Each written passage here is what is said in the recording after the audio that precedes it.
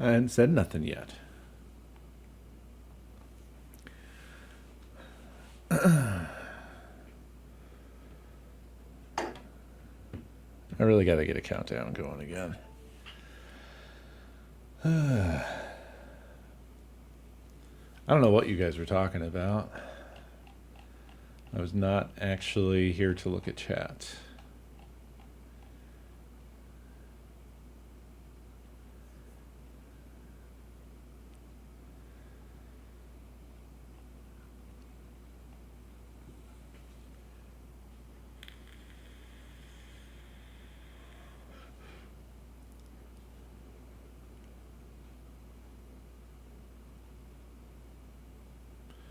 Sleep paralysis, wisdom teeth, consent, and chickens.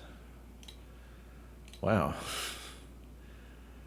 That's quite the spread of things. Yeah, normal shit, real shit.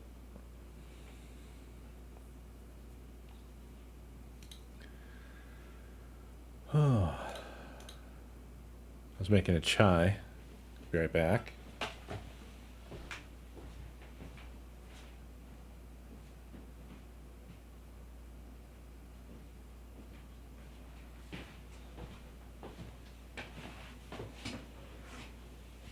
I'm back. Chew's hanging in there. He's being a real good boy about it. He's taking it easy, resting a lot, and not fucking with his leg. He's not trying to do any acrobatics. Sometimes I feel bad because I think about what his perspective must be,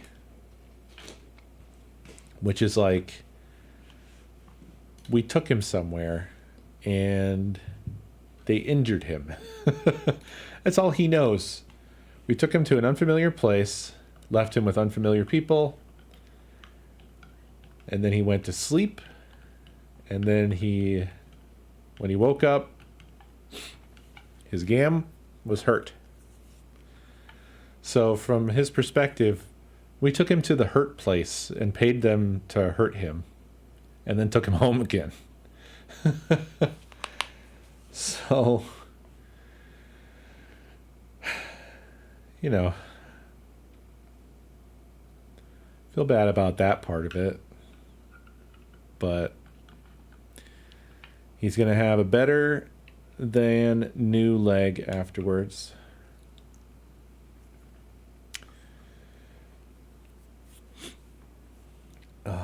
One thing that was very nice was that the surgery went so well that we owed them, or that they owed us money.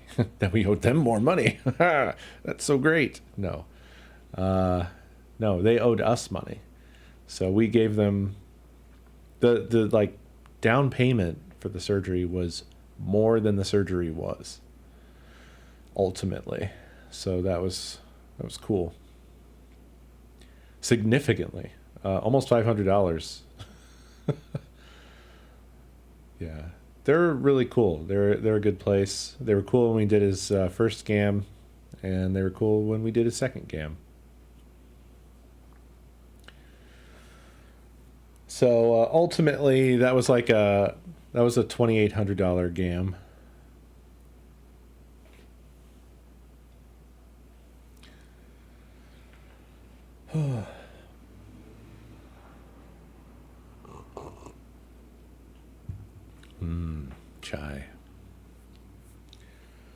Chai. Chai.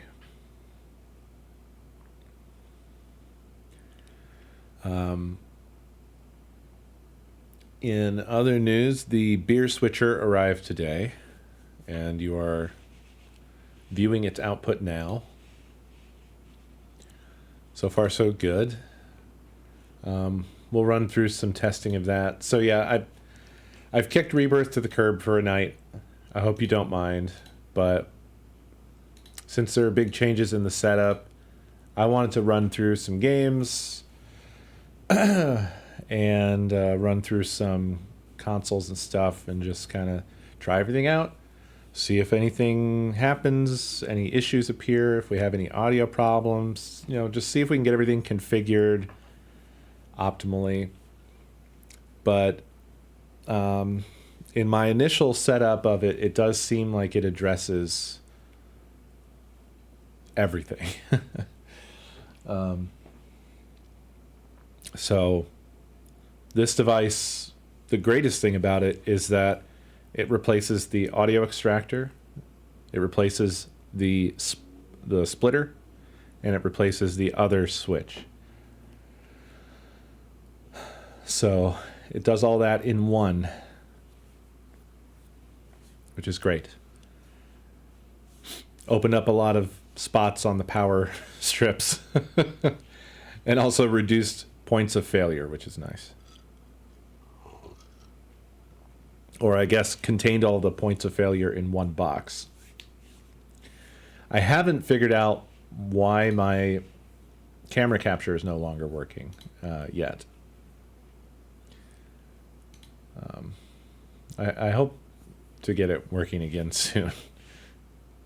It's very annoying. But there's only so much time to figure out all the things.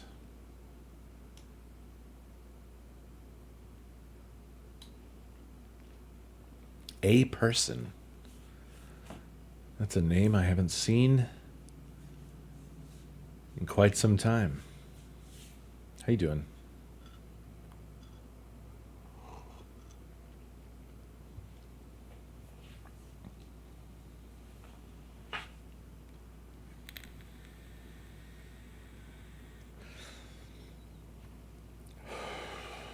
I'm all right. I'm doing okay. A person is someone, for those of you who don't know, from way, way, way back. Gosh, how far back? Were you on MC Public? Was that where we met? I'm pretty sure it was somewhere in the early days of like Minecraft Reddit and Minecraft server Reddit. Yeah.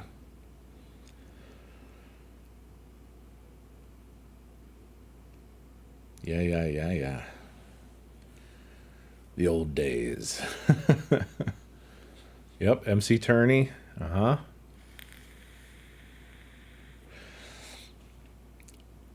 Have you kept tabs on Author Blues? Author Blues became a notable speedrunner, which is very cool to see, and did runs at GDQ.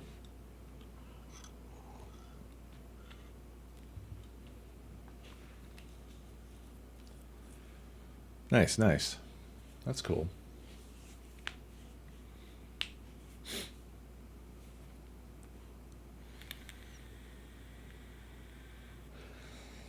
Well, good to see you. Good to see you.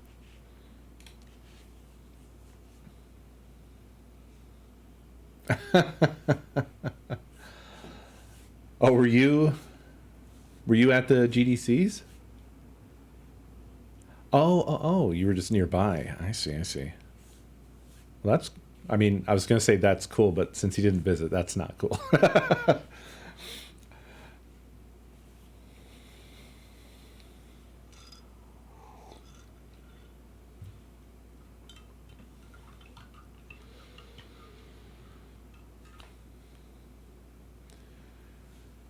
Yeah. I think we've got a few other ye old Minecraft Redditors from all the way back in the day who come around.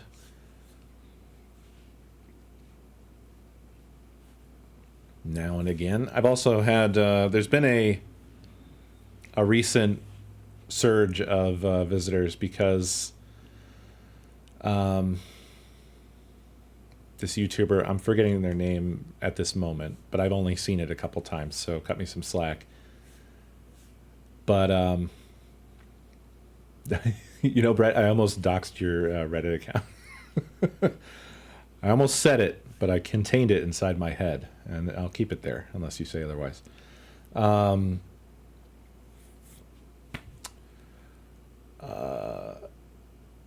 What the fuck was I saying? Oh, a YouTuber recently did a like a Hermitcraft ex-members recap that did some numbers, and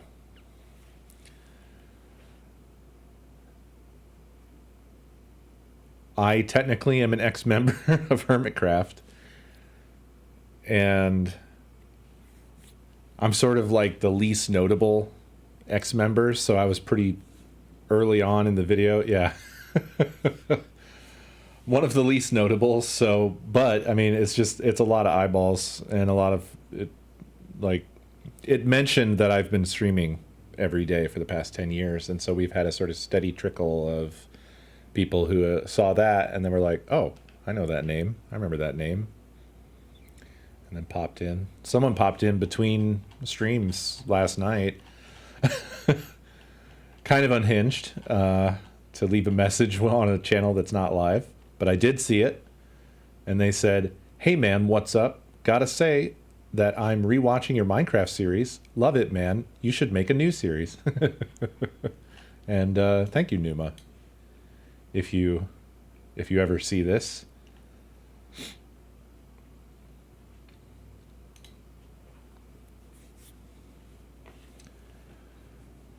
Ryu, 106 months. Yeah, that's the new policy. You're only allowed to talk to me when I'm not live, and only on my empty and dead channel while I'm not there. Yeah, the mention during TFC section makes me sad. I don't know, I never hung out with him enough. A person? Thank you for the gift subs. Appreciate that. I mean, at this time, it is a true assessment that I rarely use Twitter. I basically, I have a message. I think it's maybe pinned on my Twitter profile. I'm not sure.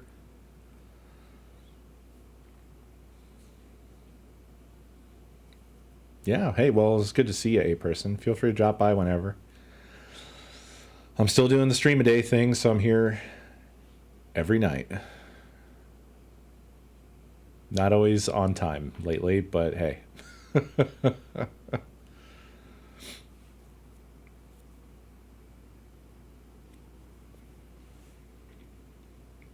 But yeah, I feel like I never hung with TFC enough. And I'm not sure if I even knew that he had tried to rebuild. Well, I say tried. I'm going to assume he successfully rebuilt not Dogbone Castle. That was the one that started off as a peepee. Dog Fort, I think. Is that what I called that? The big castle?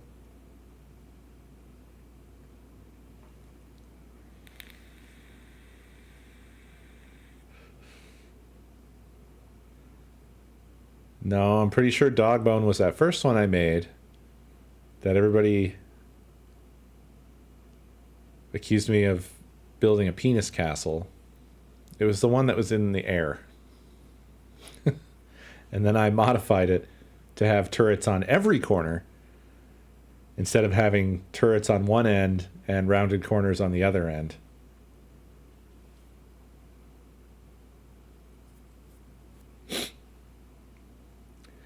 Then that happened again when I built the sort of, I don't even know what. I built like 2 hangars with a tower in the middle.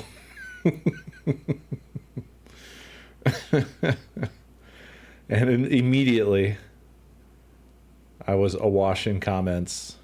He's building a penis building again. He's doing it again. Someone actually made a diagram. And this was on Reddit. They made a diagram, like a drawing.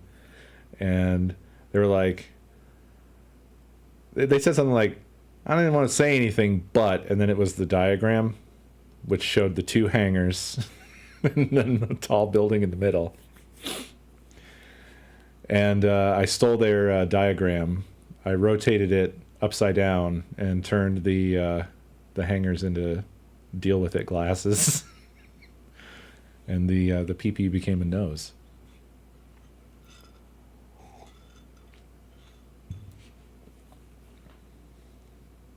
Good times. Oh, nice, Sith.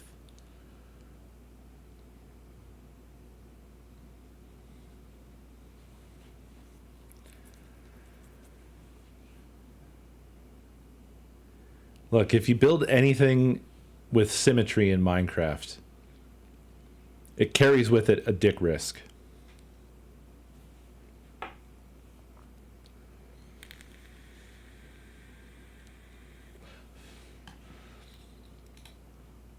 How did you get this image so fucking quickly? That's fast. That's very fast. Wait, it's that easily Googleable? I'm shocked. Oh boy.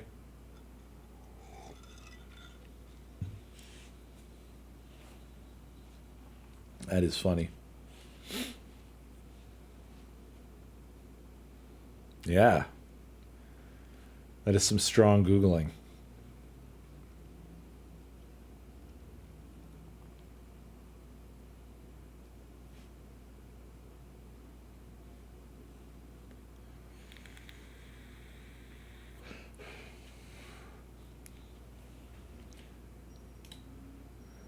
What's funny is after watching that Hermitcraft recap.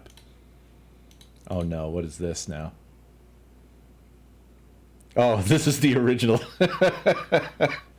the original diagram.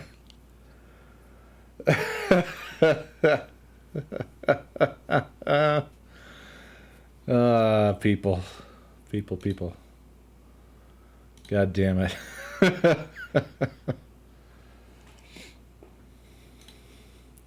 But yeah, what was wild to me watching that Hermitcraft recap was what I didn't know. So I left Hermitcraft after one episode, right? I did manage to be on the FTB server. I did Hermitcraft FTB for a while, but that's not the same. Wow, there's the whole thread. God, that throws me back.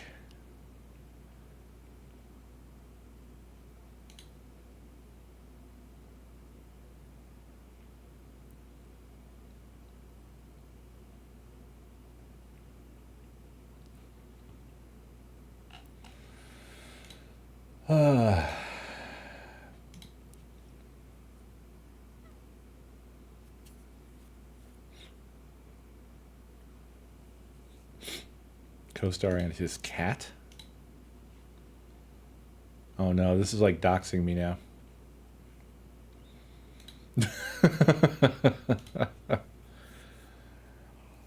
But what I didn't know was, as I was watching the recap, that the things that made me want to leave resolved themselves very soon after. Or relatively soon after. I probably could have just stayed, and yeah, what a different universe it might have been. Can you imagine?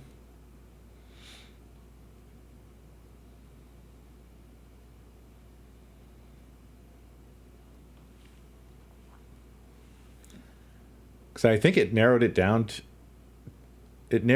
down to people that I have no problem with and actually like a lot. Is what happened. Night, Em.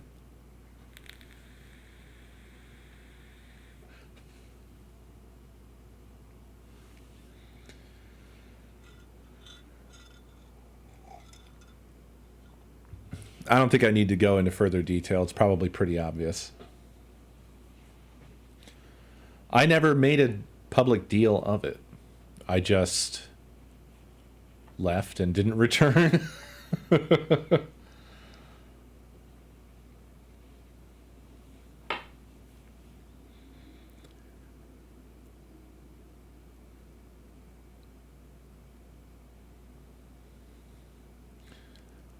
I suppose it's all so ancient now that I can probably give you a stripped down version. I didn't make the BJ list. Yeah, you're kind of referring to the obvious if you can piece things together, but essentially it can be boiled down to just saying that the yeah, I forgot to bug Good about that, by the way. I need to remember to do that. But he's fucking gonna be gone this Friday again. When am I gonna get the chance? But anyway,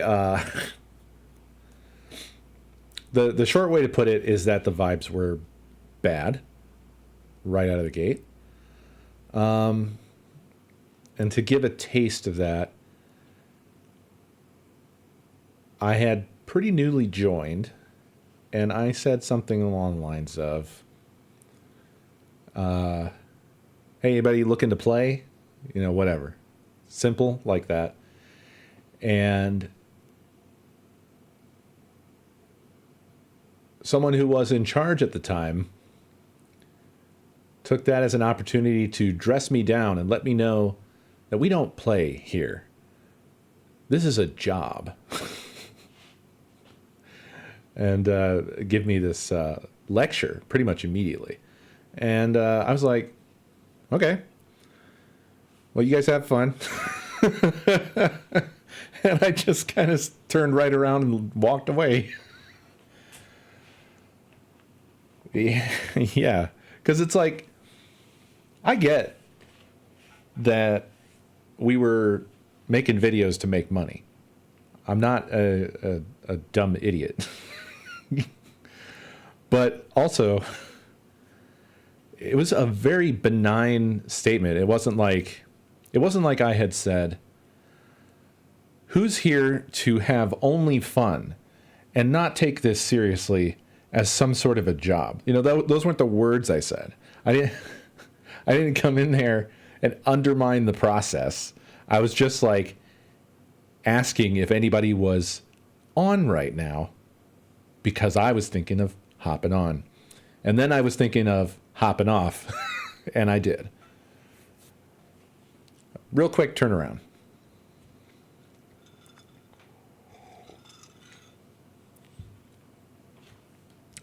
I know it doesn't probably sound like much, but I was extremely drama adverse at the time due to other not great experiences I had had.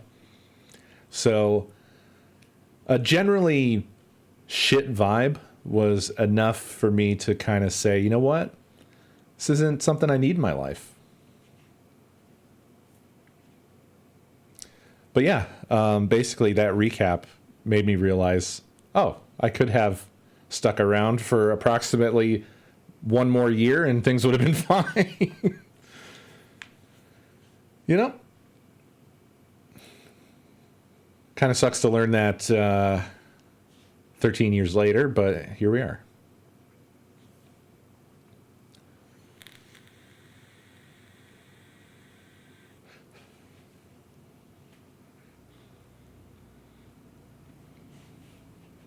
Yeah, I guess a year is a good long while. I was also deep into my years-long depression and mental breakdown at the time, so it was ultimately the correct choice, I think.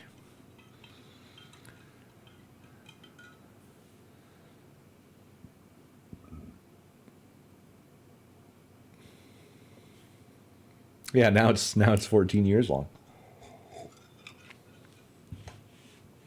But no, seriously, that shit was very bad at that time.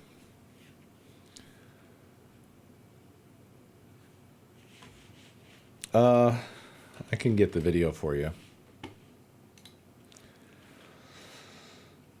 My YouTube recent should make it easy to find. It was linked in the Discord. That was how I actually ended up seeing it. Hermitcraft, past members.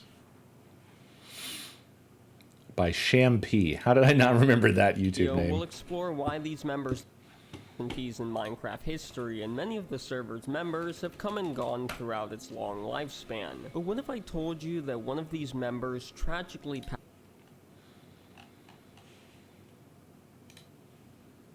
There you go. Yeah, it did. Hermitcraft stuff does big, huge numbers. I also forgot you guys could see my screen. Forgot entirely. I'm glad I didn't have, just a screen that was entirely my social security number.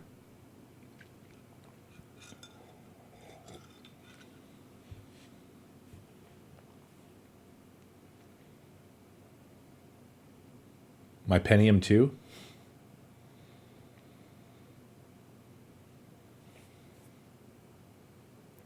Yeah, TFC passed away.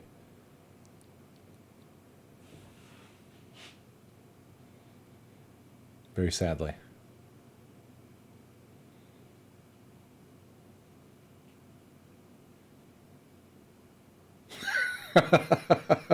Yeah, Epia.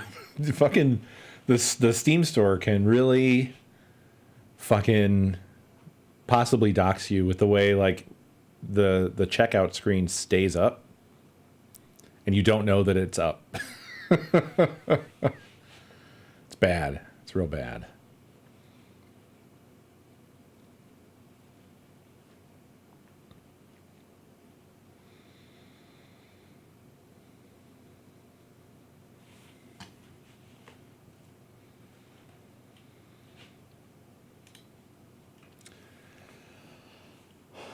I mean, TFC was a much older guy.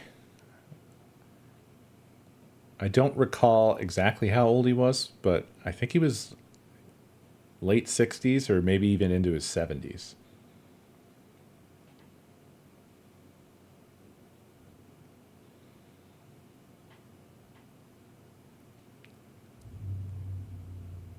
Fakery around TFC passing from folks who never watched him?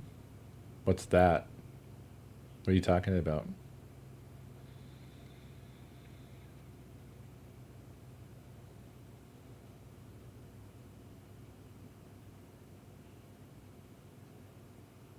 Can it, Doug? What the fuck?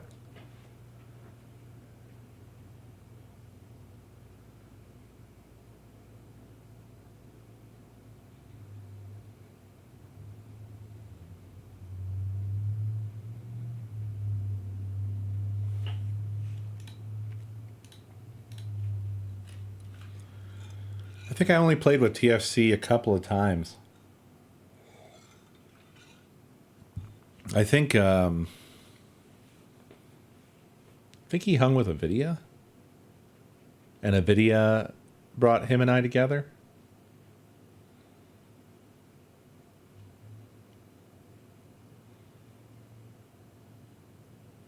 Yeah, Tinfoil Chef.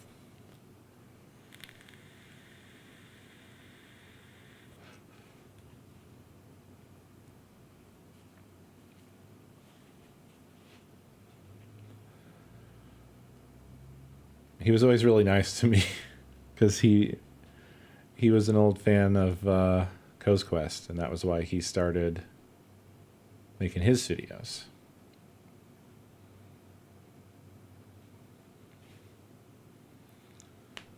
Oh, you mean like the other hermit crafters? I don't know, man. I think they cared. The thing is that you can't force people to watch somebody. So just because he was the least viewed didn't mean that the other hermit crafters didn't care about him. In Minecraft, we had the same thing. There's a lot of people who they didn't really do numbers, but they're not like nobody to us.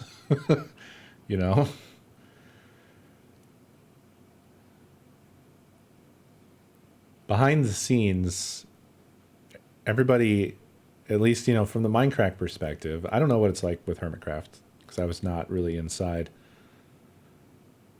enough to know, but with Minecraft, everybody's real close and numbers don't really have anything to do with it.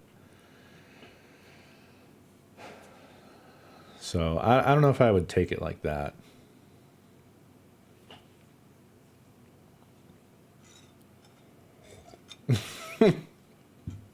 Exactly. Who is that guy? I don't even know who you're talking about.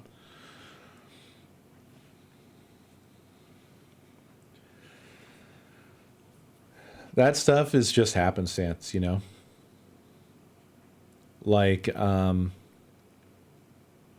don't know how to say this, but I mean it in the nicest possible way. But like, Seth's and Beef's numbers really surprised me. And I don't mean that I didn't think that they had the capacity to be as successful as they became. It's just,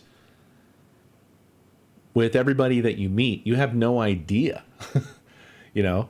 When I met Seth, originally, he was a real small channel. I don't remember. I don't want to claim shit, but I think Seth was somebody who was inspired by my stuff to make his own stuff. When I originally met him, he had a big S, like a big S necklace, a la, like Seth Bling. I think we met at Minecon, the original Minecon. And he was just a good guy. Like, I just always liked Seth. And you just really, there were so many new people coming into the community and new people starting channels and stuff. And you just didn't have any idea who was going to blow up, And Seth became one of the biggest of all time. Same thing with Beef, Beef is the nicest dude. He's so cool and chill. And it's just another person that I regret not having had more time to hang with.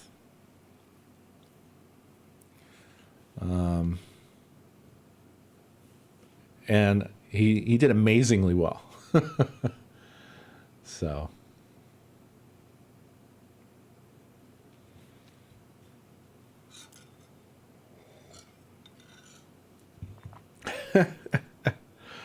I mean, we all have those moments, Zick. One of my worst ones is John Carmack. Oh, man. Please just talk to me, Zick. Don't even worry about it. Here, listen to my story about John Carmack, and then don't do what I did. I don't remember what Minecon it was, but it was the one where I did the fucking VR Minecraft demo on stage. I was one of the people who was in the headsets. And then afterwards, we were just backstage together. There were other people. Carmack asked me some questions about my experience because he was interested in, like, he was like, you were going at it in the VR. Did you not have like any motion sickness, or are you like a roller coaster type of person? And I was like, actually, no, I'm not into roller coasters at all. But VR, like this experience, I was totally fine. Blah, blah. So just shooting the shit with John fucking Carmack. And, but the thing was, I didn't have any problem talking to him, whatever, until I wanted something from him, and then I shut down. I could not make it happen. And then I kissed him on the forehead, and I was punched to the ground. Yeah, I did not get the signature. So I have an unopened copy of Quake 3 for PC that was sent to me by somebody. Damn it. The name is on like the tip of my tongue. Anyway, I had that with me there. I brought it with the purpose of asking, hey, would you please sign this? And so what happened backstage was like, he talked to me a little bit. I didn't have it on me at the time. He moved on. There were other people in the back, and he was talking with them. And it became this thing where I was just sort of awkwardly hovering in the background. I wasn't really part of the ongoing conversation and movement. And it even came down to the point where it was just him and I again, and I did not do it. And then later on Twitter, I was like, hey, it was great to meet you. You're a super cool guy. And I had a lot of fun. And I mentioned the fact that I didn't have the guts to ask for the signature because I just thought it was funny. And he kind of dressed me down on Twitter for being a bitch.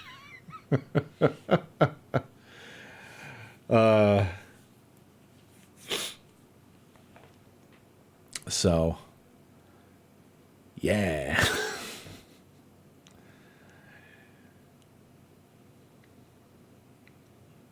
I don't know why, but dress down is like my phrase of the evening. He was nice about it. He just was like, you should have just asked. I would have done it.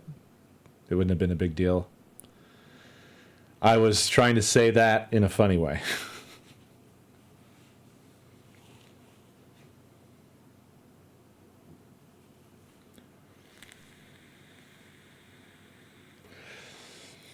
So, I would too, Zick, but for different reasons. Yeah, you can only see movement. I actually got ghosted by Notch. This was well before any of us knew who Notch really is.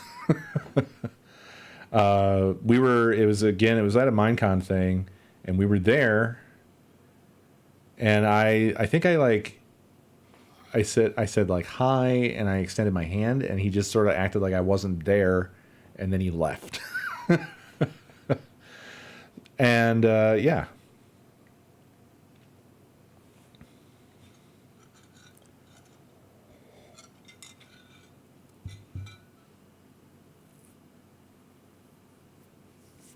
I'm not the king of Minecraft. I have no alt-right views. Yeah,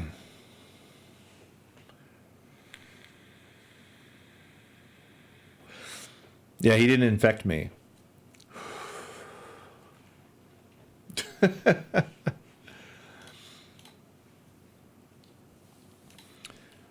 Well, we talked about that for a long fucking time, huh?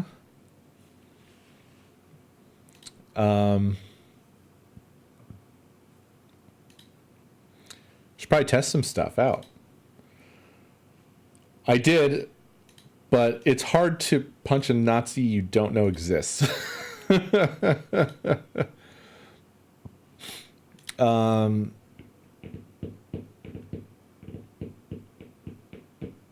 Yeah, so the most eventful thing for me this evening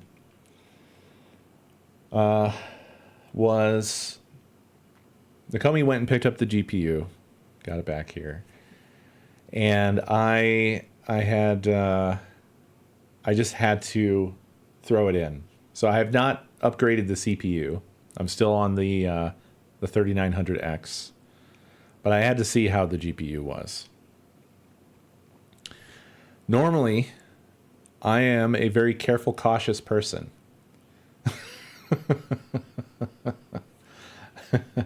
And I really blew it this evening. 4080 Super. Up from a 2080 Super. So, I kind of did a Linus. So I opened up my PC. I took the 2080 Super out. And the thing is, my general office is chaos right now, and I don't have like a clear table or anything near to that to work on. And I didn't want to sit it on the dirty floor, so I chose to sit it on my chair. And it seemed, my computer seemed stable there. I turn around, I go to fetch the GPU, and I hear a loud crash.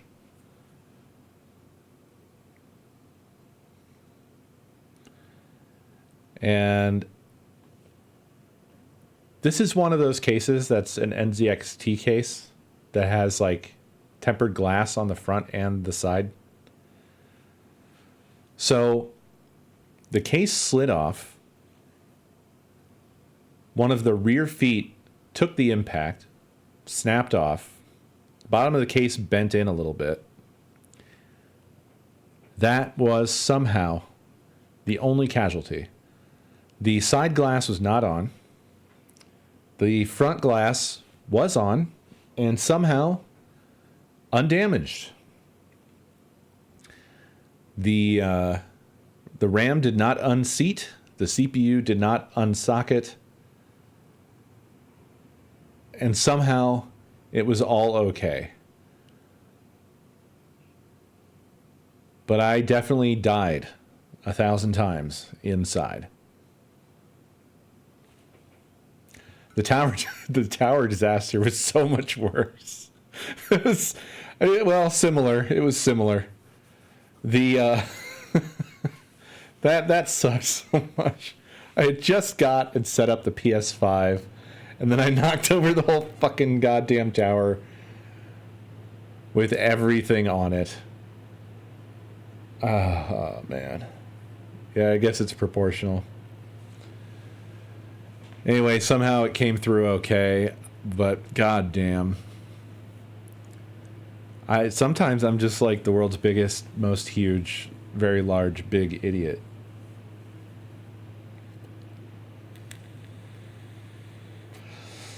No, SSDs.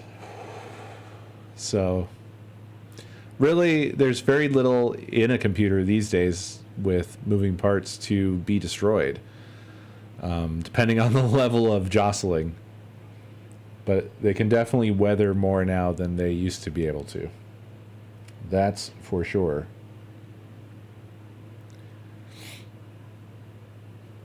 Fans are pretty resilient. Fans aren't heavy. A hard drive is a stack of heavy metal. And if you drop those fucking metal pancakes all slap into each other. And delete all of your files.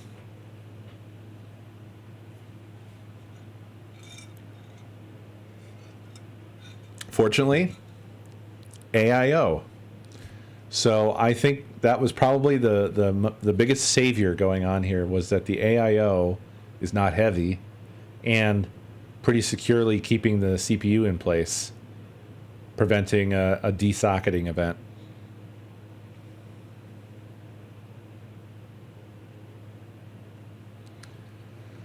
I was lucky. I was really lucky. I mean, as you can see, PC's up. Still working. So, unfortunately, it's PUBG maintenance night, which I really wanted to test my PUBG performance. But I wanted to test some games at 4K and see if I can hit 144. But it's probably not going. It's probably going to be CPU bottlenecked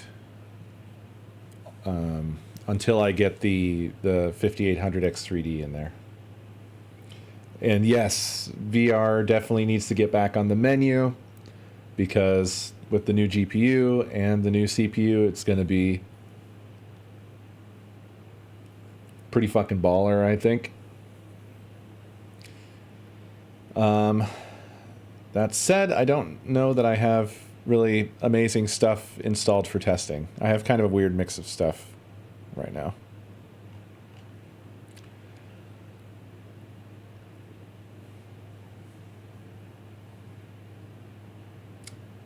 I did. I already updated my motherboard BIOS to basically latest because it was one of the last BIOS to support that CPU, but good to go there. But thank you. My internet connection is the problem.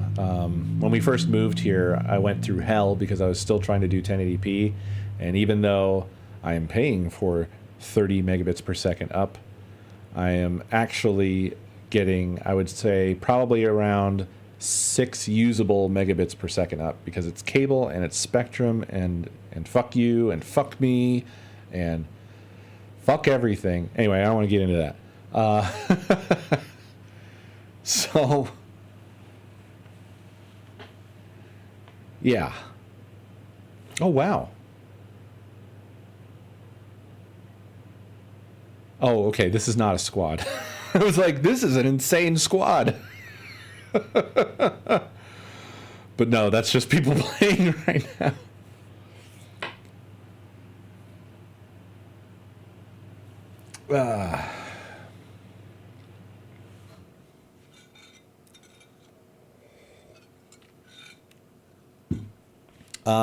But yeah, I've already got a lot of games sorta-ish configured because I was testing it on the 2080 Super. So in the case of Helldivers, I can say that I was getting, with everything maxed at 4K on the 2080 Super and the 3900X, we were looking at something like 30 to 50 FPS. So let's fire it up. Spectrum is shit here. And also with cable, you basically get a dice roll of like, if you happen to be at the end of a good chain of nodes, lucky you. If you're at the end of a bad chain of nodes, it's fuck you. They will not help you because they don't believe it's a problem. So it's a roll of fucking dice wherever you happen to fucking live. I'm using the one that Spectrum provided because I did go through enough techs to get to the one tech that was like, hey, I know how to help you. You're using one of our shit modems. I'm going to give you our really good modem. But even after that, I was never able to get that guy again. And somebody else made other changes that fuck shit up after that guy. So it was only temporary bliss. Look familiar?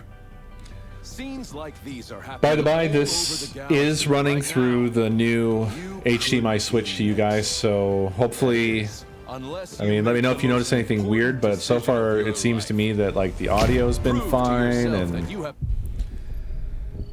and all that shit, so.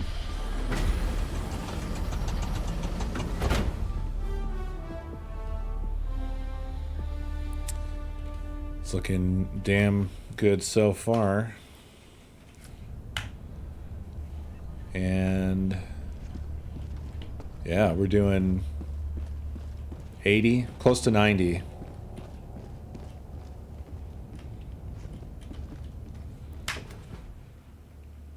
Yeah, 4K 144. I mean, this game isn't hitting it, but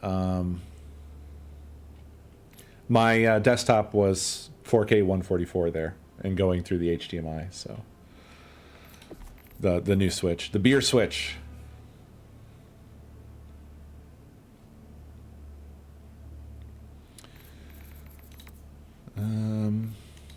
I don't know why, but high dynamic range is not... It's grayed out. I can't touch it. And my monitor definitely supports it. I don't know why. But we're at 4K. Native rendering scale, border release window, frame rate limit off, VSync on.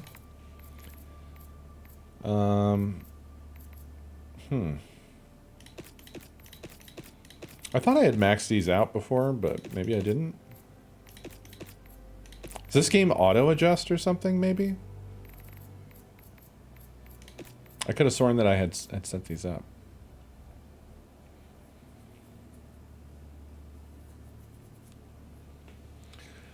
Oh, yeah, I doubt that I have Windows HDR turned on. That's probably what it is. Okay, applied that. Yeah, it looks like it didn't cost me much. That's pretty damn good. That's pretty damn good. Hitting almost 100% GPU and almost half CPU. So, yeah, I think maybe the CPU upgrade would help with this, or would it not? Would CPU push me over 144? Liberty's enemies march. That seems like a tall ask. An additional, like, 50 frames per second.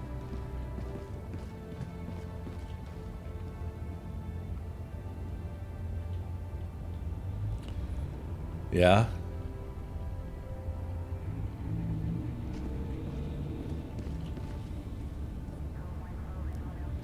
I'll have to test some stuff. I'll need you guys to let me know if you think that shit's looking washed out. I have zero experience with HDR. This is entirely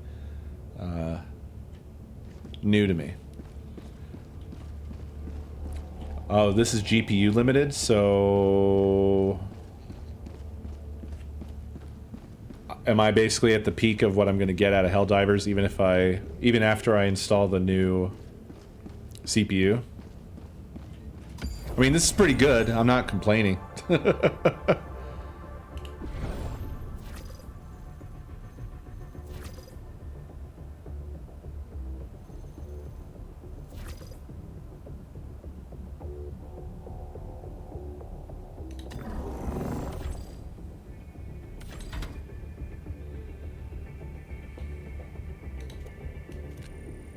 Mission coordinates locked. Hellpods prime. Engaging orbital thrusters.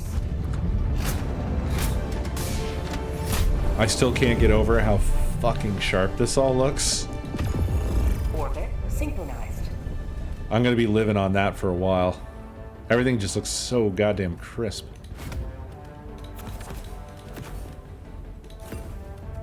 Hellpod launch initiated.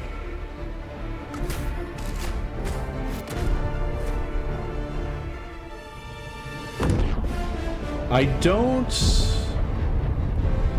think this has DLSS, but I'll check. Because you would think it would be under either graphics or display, right?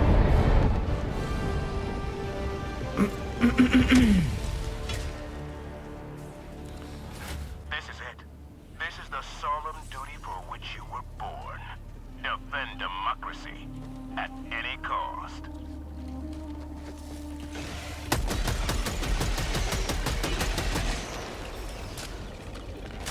Well, I have to say this looks pretty fucking amazing. And it feels nice and smooth. Freedom forever!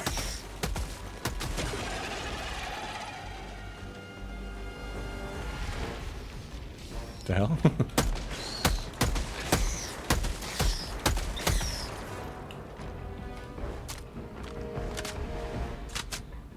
How's this looking for you guys?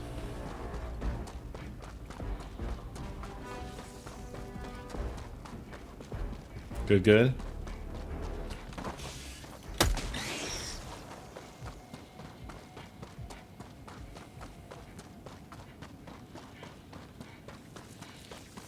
Like, this was a massive upgrade for me. The screen, and obviously the GPU, but like, the size of the screen, I've just been playing on 24 inches for quite some time. So to have a 28-inch monitor is an insane difference. Let alone the fact that it's fucking 4K and 144 4K. Looks like I'm kind of averaging around 80-ish, 75, 80, somewhere in there. So, yeah, can't complain. GPU is slammed at 96%, and CPU is at around 50%. Mag's empty.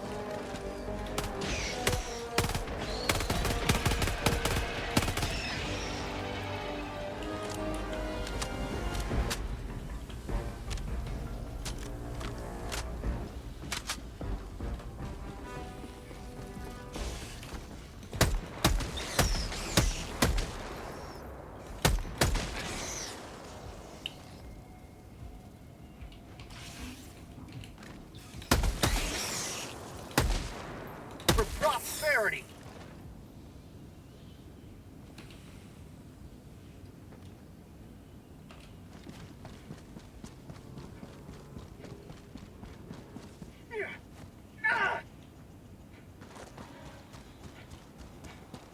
Main objective nearby.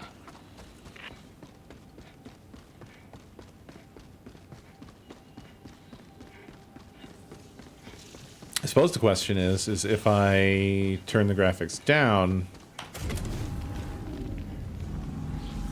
can I get closer to my target frame rate?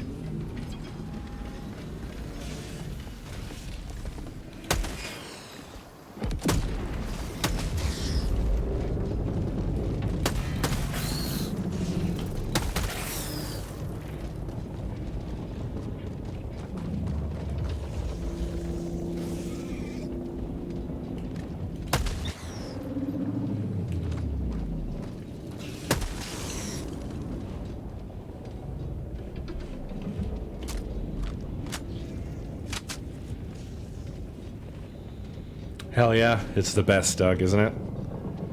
It is truly great. I'll have to check. Again, I wish I could check PUBG because I just want to see what that performance is going to be like. I'm pretty sure that I should be able to hit 144 solid at 4K in PUBG because it's just not. It's pretty old now.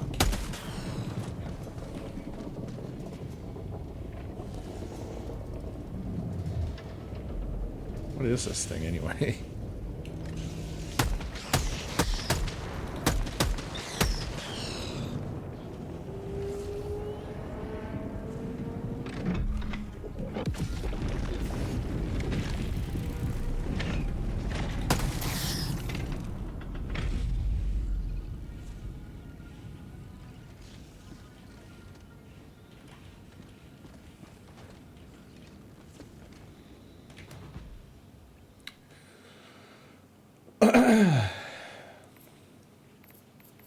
All right.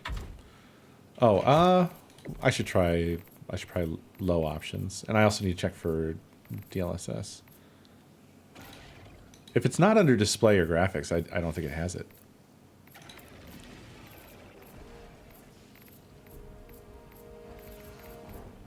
No, just render scale.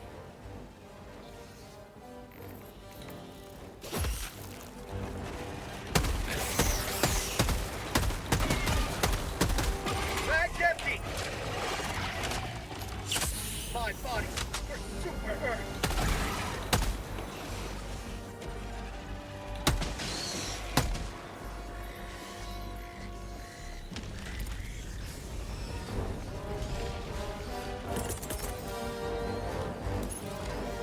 Firing orbital strike.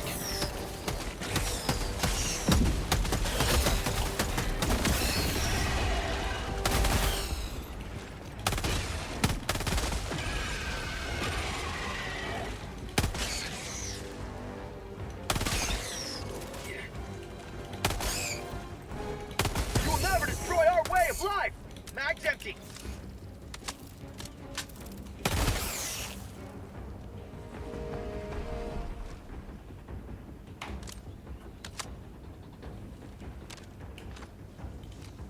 I need ammo.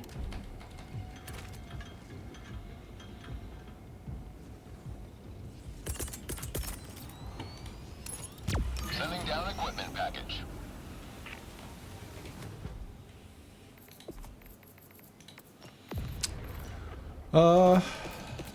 Let's try slamming it down to the bottom.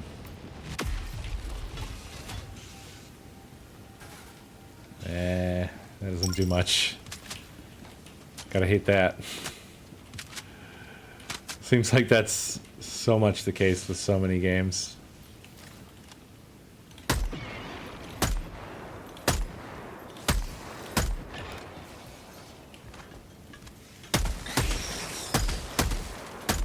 Freedom forever! Not really worth it for 10 frames, I feel, although... Let's see.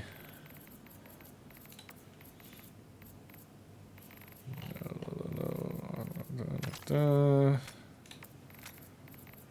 I really want to take it down...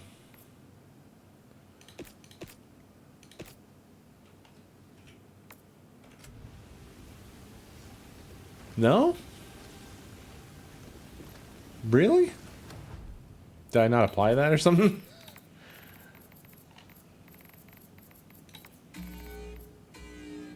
No, I did.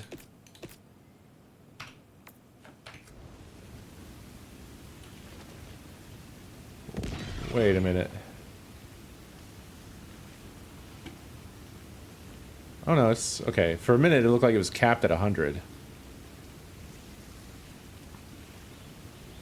Yeah, it looks like shit now. The settings just don't really make much of a difference. I don't know why.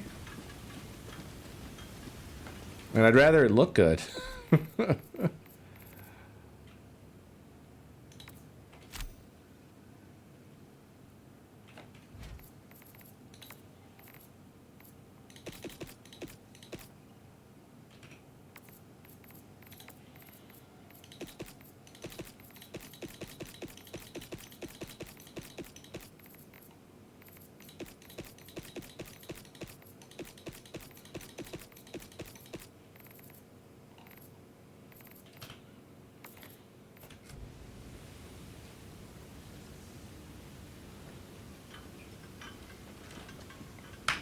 All right. It was now my frame rate's even lower. It's all right. Try killing the sharpness. You think sharpness would really be rough? Maybe it really is. No. What else should we check out? About Elden Ring.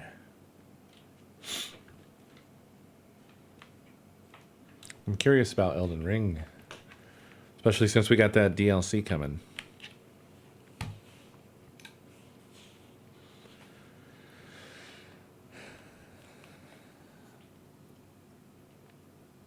With this, I already know that it can't do 144 because they just don't do that. Do they do 120?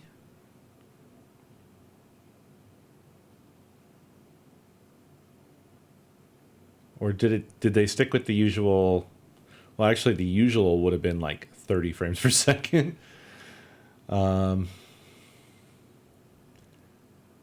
Maybe the breakthrough with Elden Ring was that they figured out you could have 60 frames per second.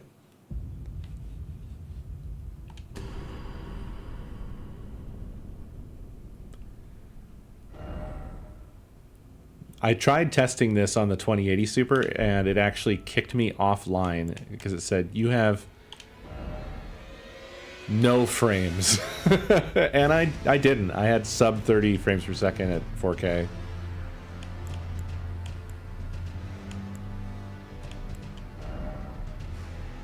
Okay, so this is all still maxed.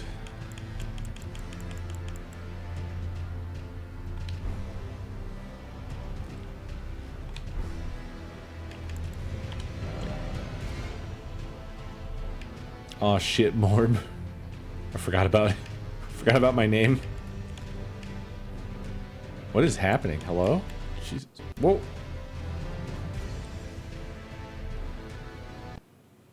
Hello? What was that about? That was strange.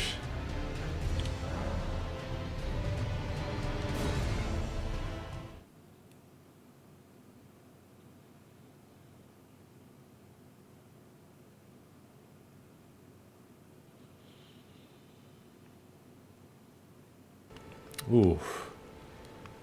Okay.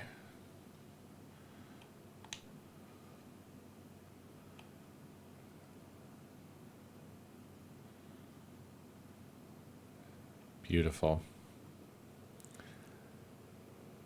Not a solid 60.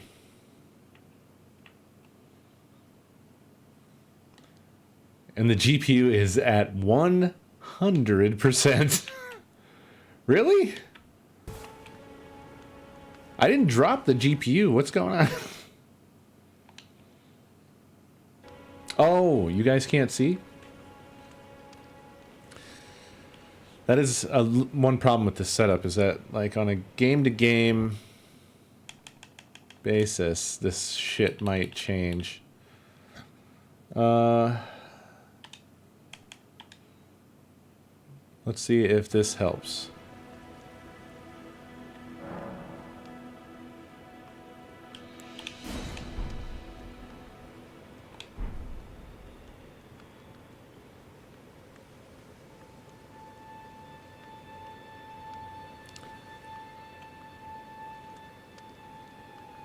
All good now? Good.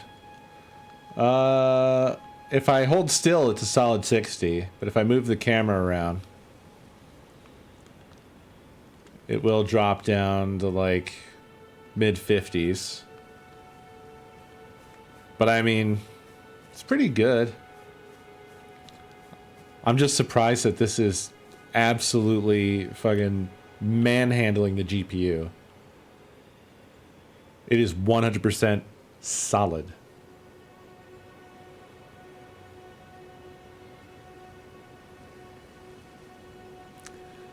It depends on the game. Some games full screen do seem to cause issues with the HDMI switch, the beer switch, but I don't know why.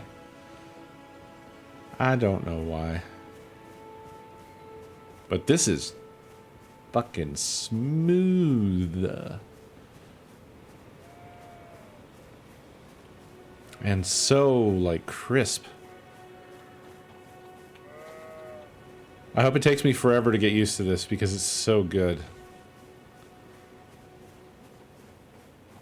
I hate when you get used to something great like this and it stops having that sort of glow to it, you know what I'm saying?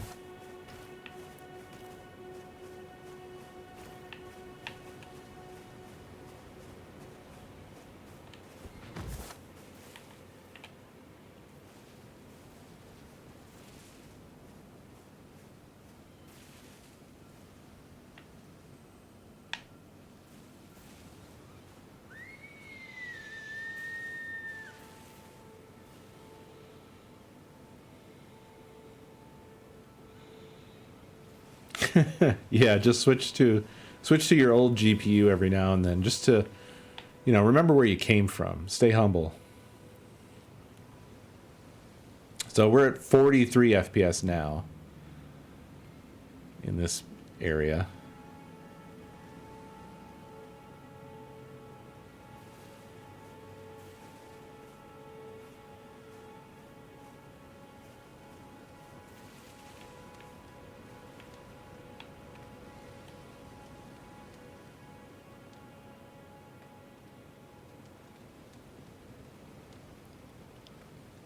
Did you have any of the stuff to do the AV1 to Twitch?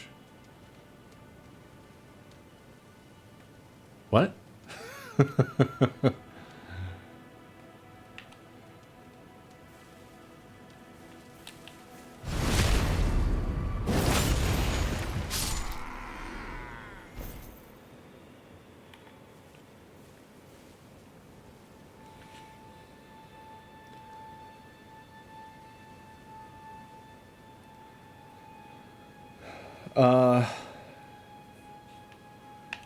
Does it require a 40 series?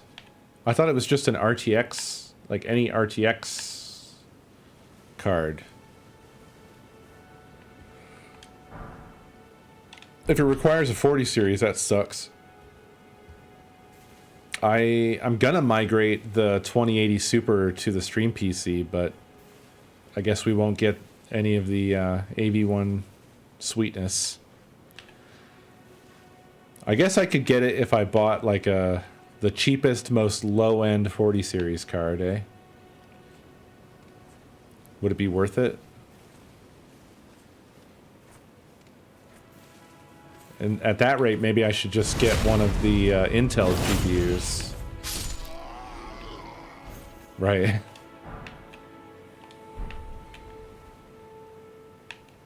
Is that a living man? Yes, it is. He's sitting... He's supposed to be, like, lounging, but he's on such an incline that he looks fucking weird.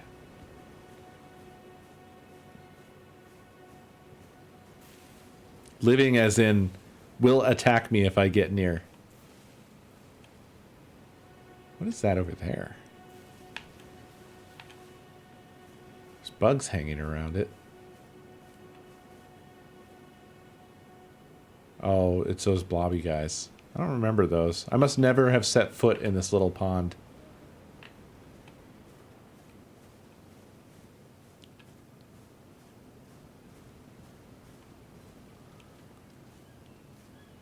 Yeah, the 2080 Super will be a big upgrade for the Stream PC and should enable some improvements to encoding.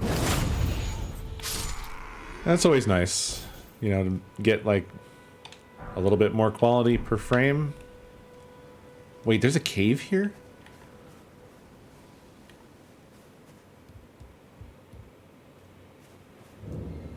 Have I ever been here? Oh no.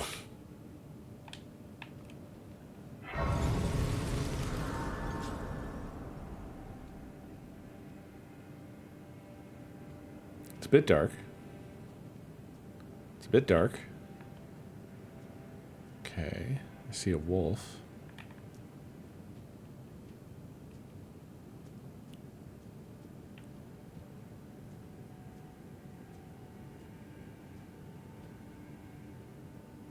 Oh God.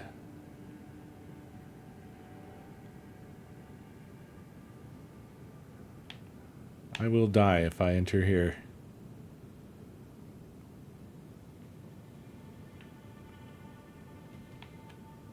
I don't know if NVENC has improved or what, but I'm going to test that all out once I get the Super in the Stream PC, and hopefully don't drop the fucking Stream PC.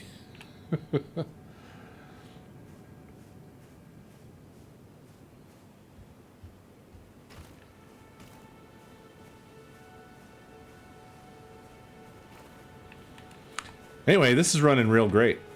I'm real happy with this.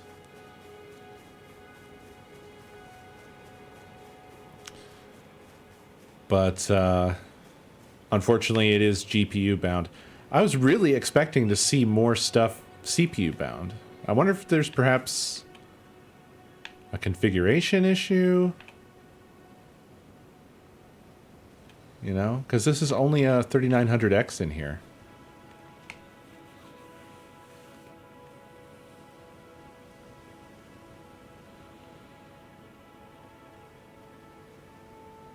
Again, I'm not really complaining because this is beautiful and fantastic. And 4K was like well beyond my target just days ago. And now it's like, well, I don't know if I like it. Not exactly the frame rate I want, you know?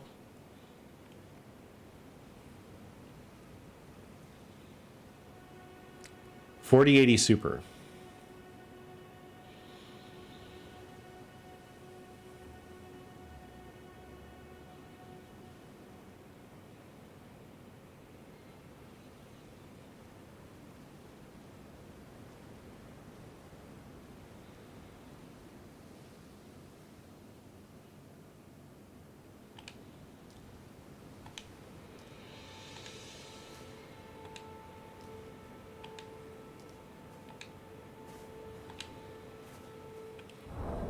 Okay. Well, I think we've pretty much seen all we're going to get out of this, right? Elden Ring is going to be pretty much kind of samey across the board. Let's check out some Wreckfest.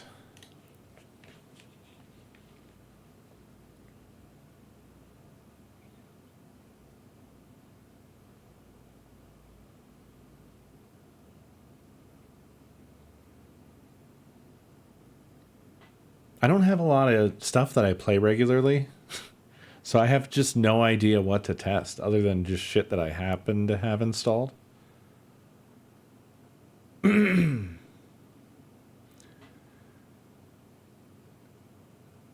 If it's what you want, I will be there. No signal again?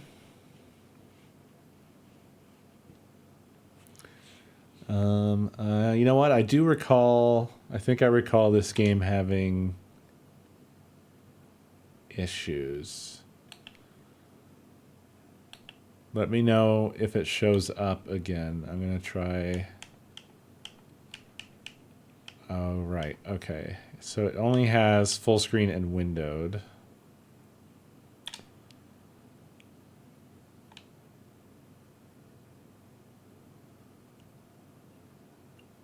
And it's probably going to be like stupid windowed.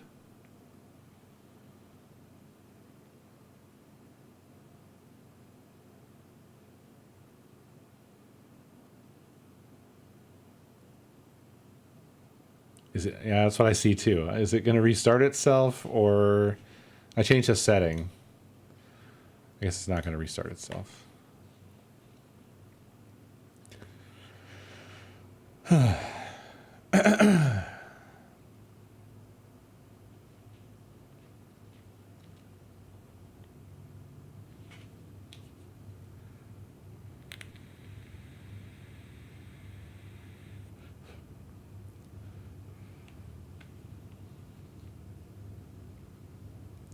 Game scene.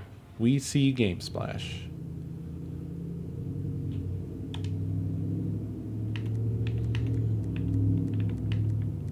Are you still seeing it?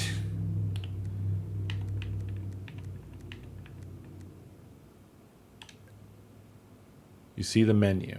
Okay.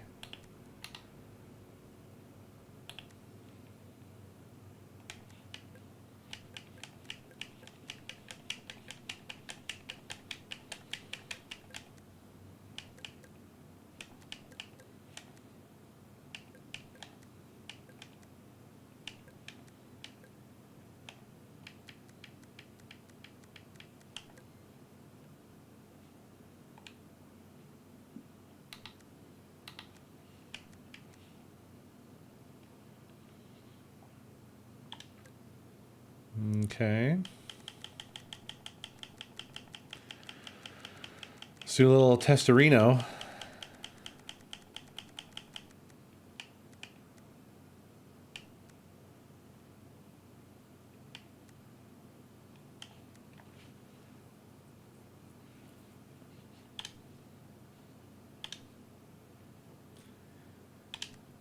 This is all looking pretty fucking great so far. Let's make this an impossible test.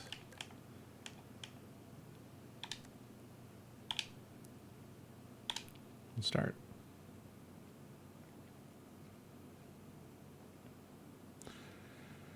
Well, I'm checking out like maxed to see what's possible.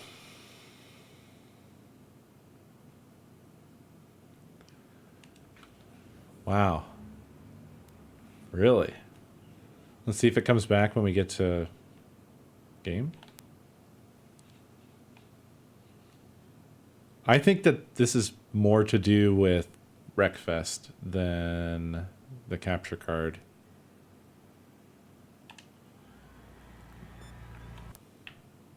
This looks great.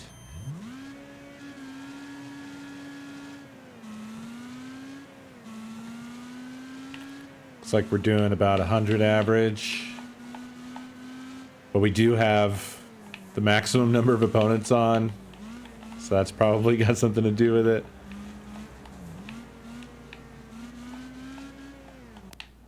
GPU, once again, pretty maxed. But at this resolution and these settings, I'm not sure I can complain. And it is going up as I am leaving opponents behind me and they are de-rendering. I think with just a handful of cars, it would be hitting 144, no problem. It is. We have arrived. Well, this game's interpretation. It's solid 142 for some reason. I do have G-Sync enabled for full screen and windowed, so it should be G-Synced. But this is a FreeSync monitor, so that's kind of one of those like question marks of how good is that working. Supposedly it should be totally fine, but I don't know. It looks good. Like, this looks smooth as hell to me.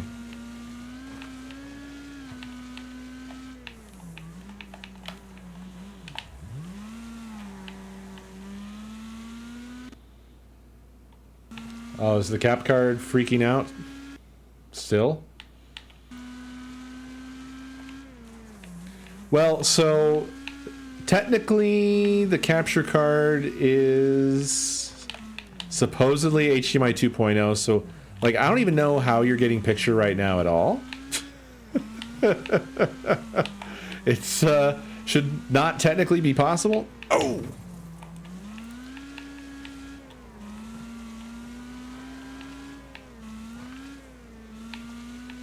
I see. So we're probably exceeding, as it increases, it's exceeding the bandwidth of the capture card. The HDMI 2.0. That sucks. That's probably why it was having trouble in the menus, because the menus were going to be at 144.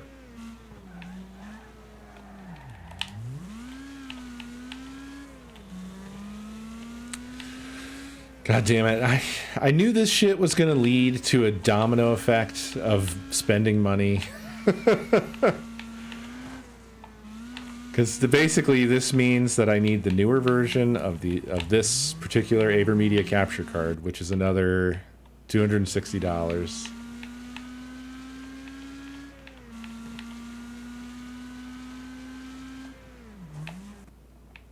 Yeah, I can do that.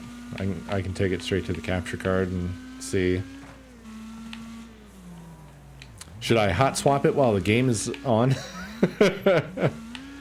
It's got to crash in that case, right? Actually, a lot of things will go wrong if I do that because reasons. Well, no, I can still keep my monitor view. Hot swap. Hot swap. All right. Let's see what happens.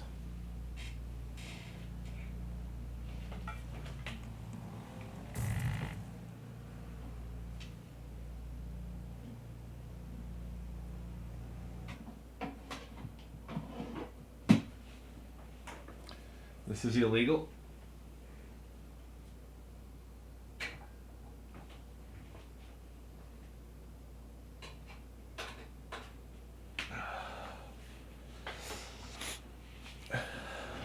All right.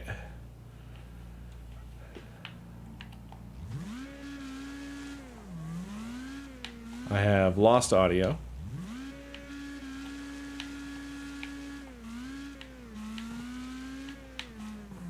Are you guys getting anything? You have audio. Okay.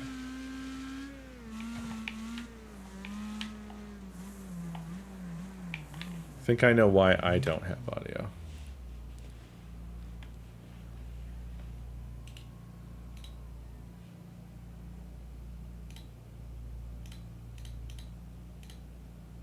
Hello?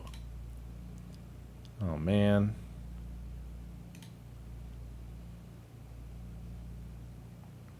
Oh, right. Because... Okay. So in this situation, I just can't have audio. Really? No signal issue. So it's the switch. It's the HDMI switch then.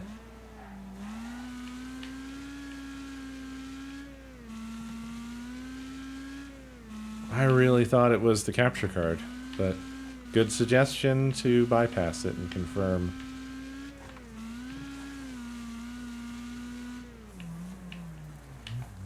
I mean, it should be the capture card. The capture card is HDMI 2.0. It should not be possible for it to receive and process a 4K 144 signal.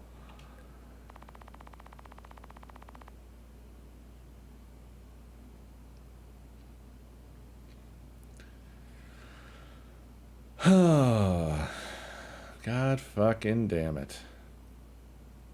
God fucking damn it.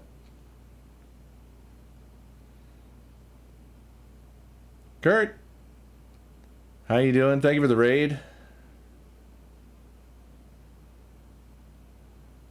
Right now, the capture card is connected as a second monitor, yes.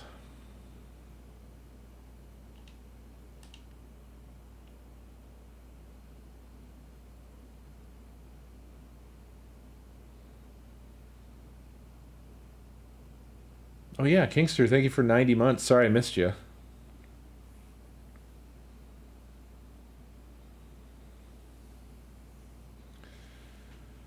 Did it downscale to 1080? I would doubt it.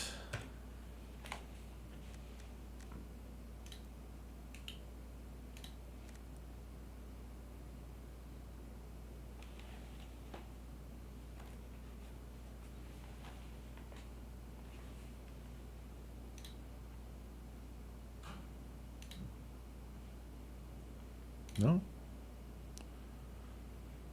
These are still fine.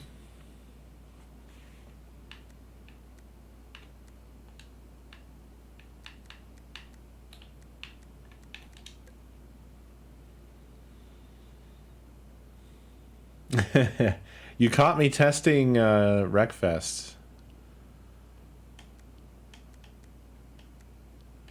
I missed it. I haven't actually really played Wreckfest in a good long while.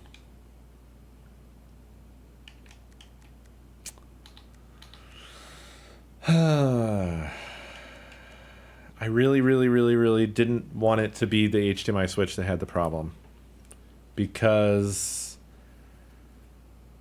that just really screws everything up.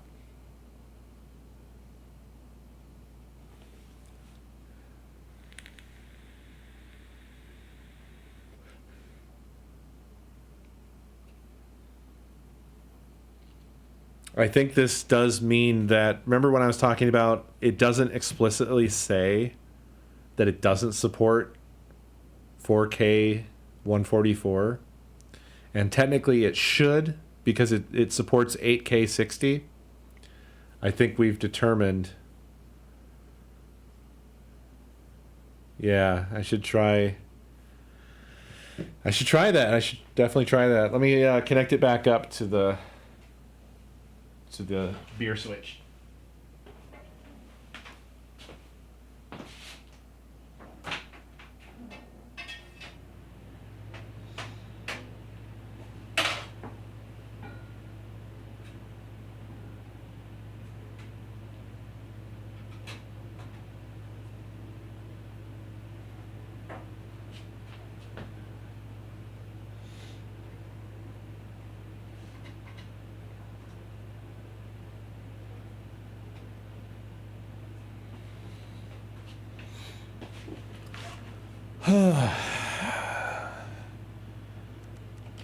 So you guys will have probably lost picture there.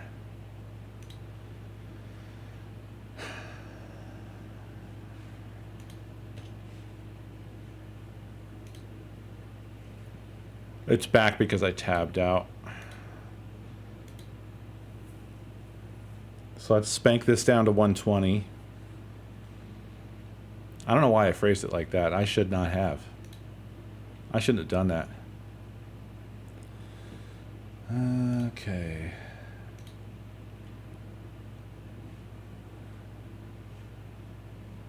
And then...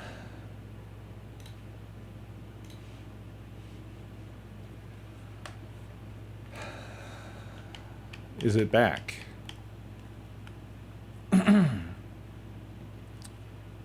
We're capped at 120. Not seeing anything?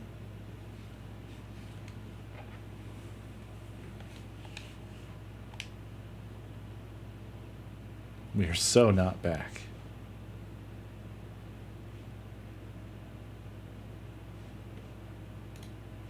Oh yeah.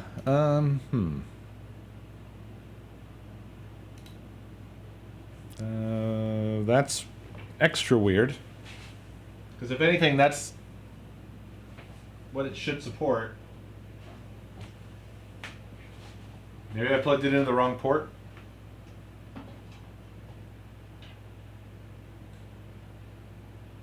No.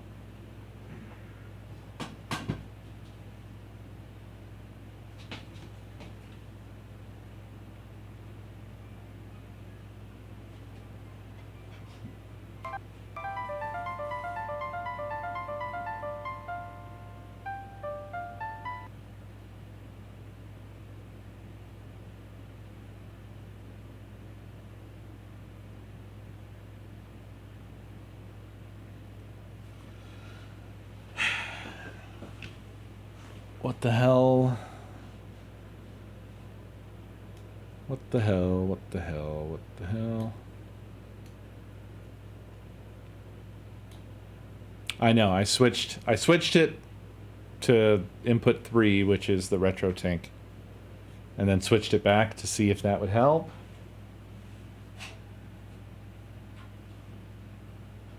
It hasn't.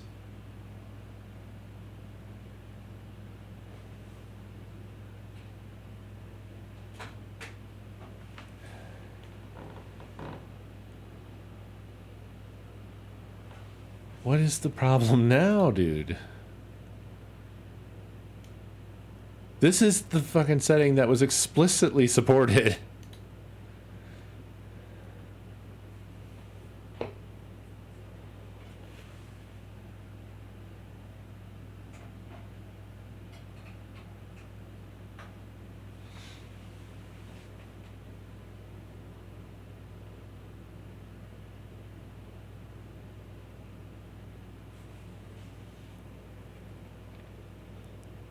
I am losing my mind, losing my mind, losing my mind. I am losing my mind.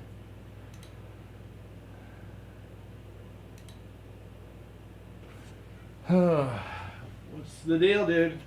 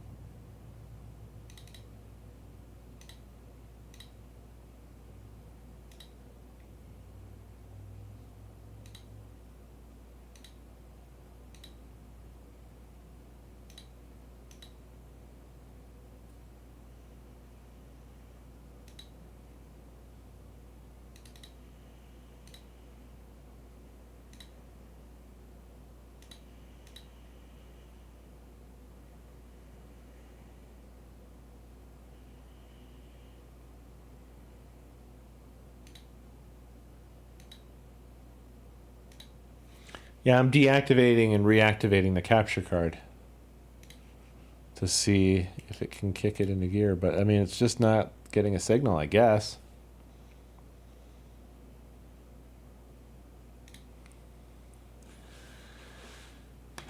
Damn it, I thought I was, like, actually on the right track here.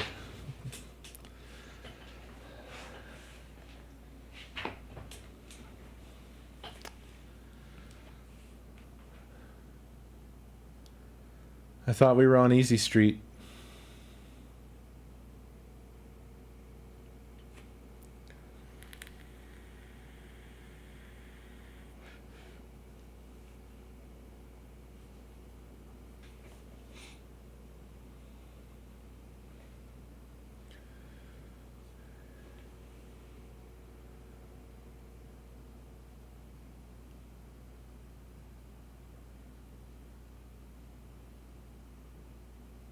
I'm here. I'm not dead.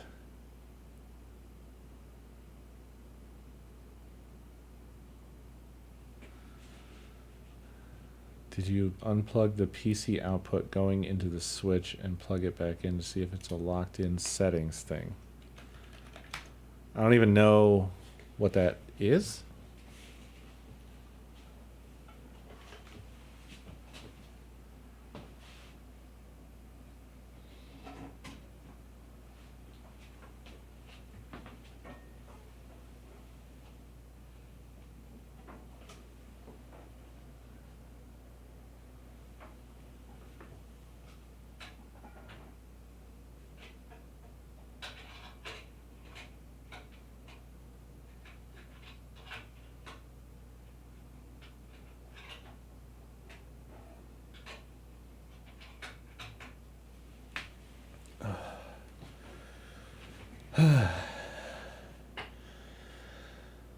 There it is, plugged in directly to the capture card.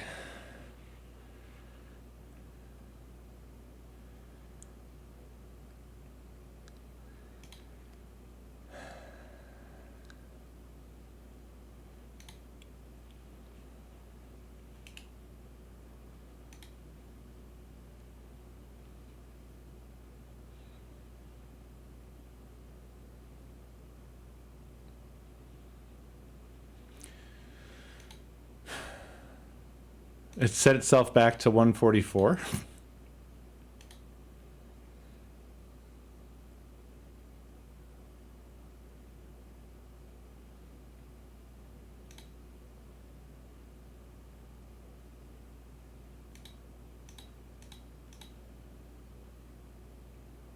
Okay.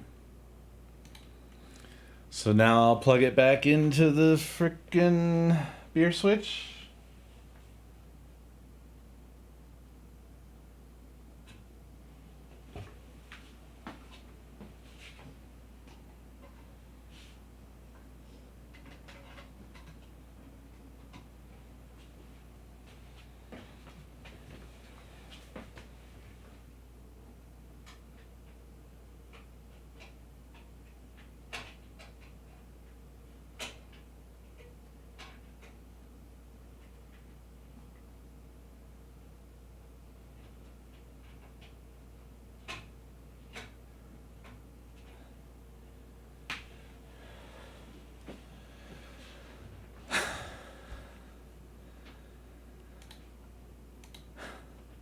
Hello?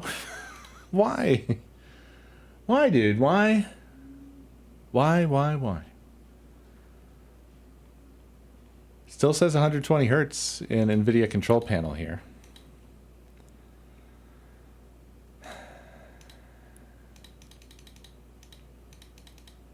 I'm stumped, man.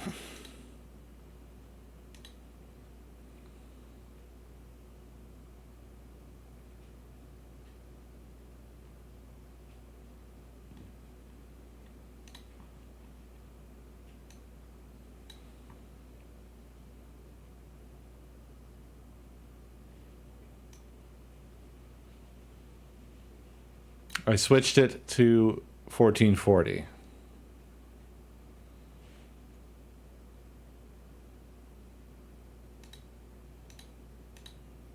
It set it to 144 itself.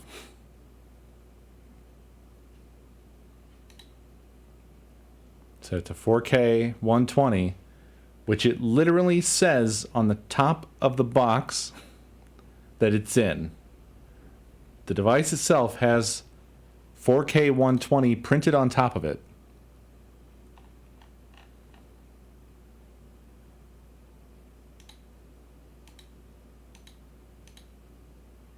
I don't even know what these are. What are those?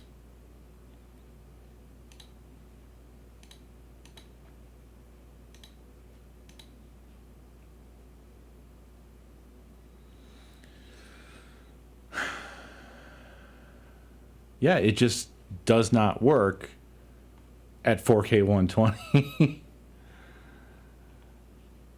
Oh, dude. Deuterino.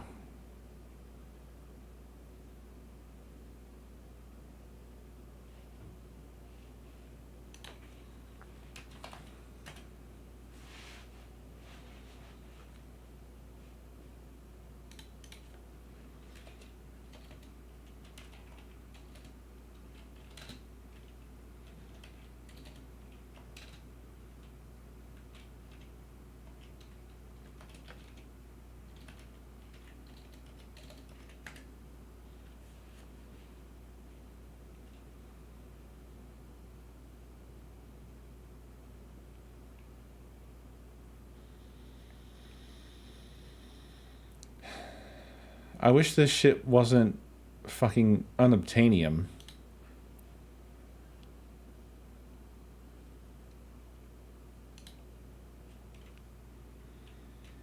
But there's like only shit-ass little devices.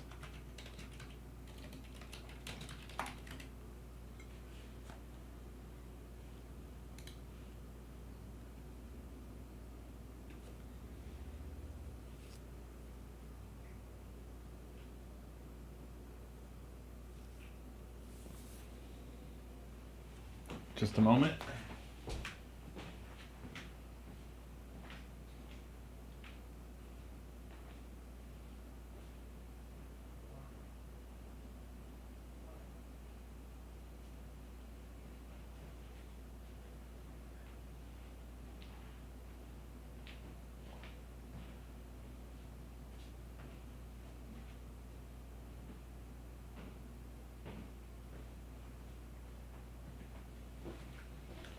Sorry, I thought I heard some shenanigans going on. I'm not sure what you're suggesting is possible. Because I'm mirroring the output so you guys can see what I'm seeing. I don't think I can mirror and downscale. It even like when you're mirroring an output, it even grays out all the resolution controls and everything. I can?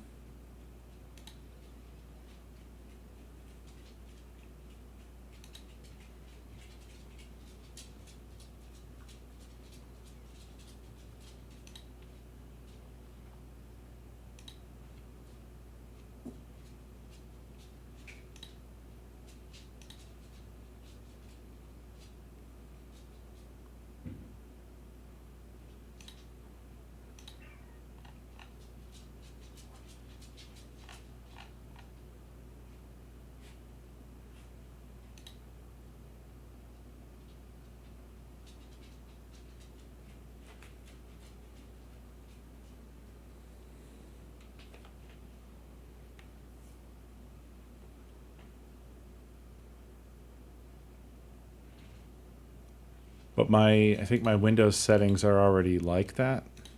Let me look.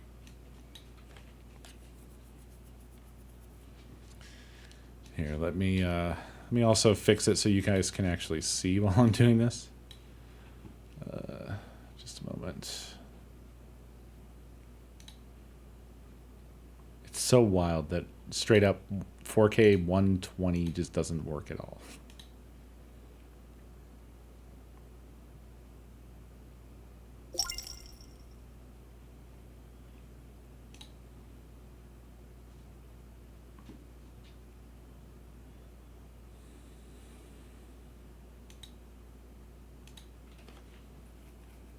Wait, that still hasn't fixed it.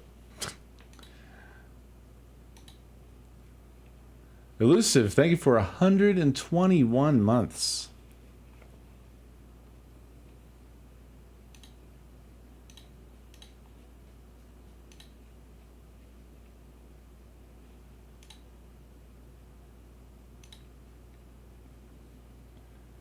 Like now I'm back to the original settings I had where on the desktop it was fine.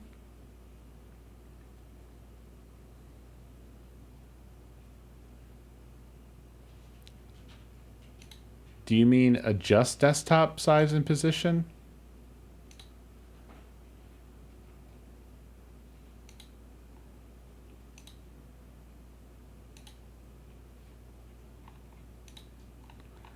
It's not giving me the option to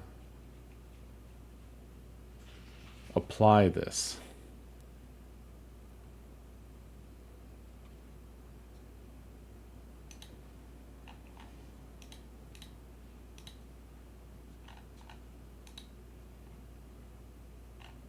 Does it apply instantly? No, it's not like no matter what I change this to, it's not giving me the apply button.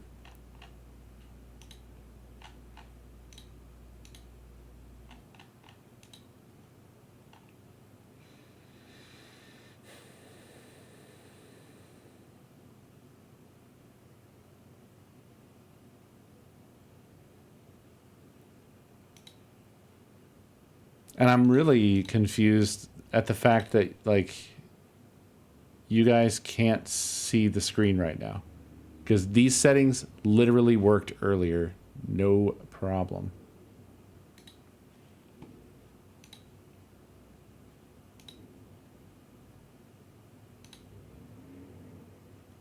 Switch to another section and it will ask to apply settings.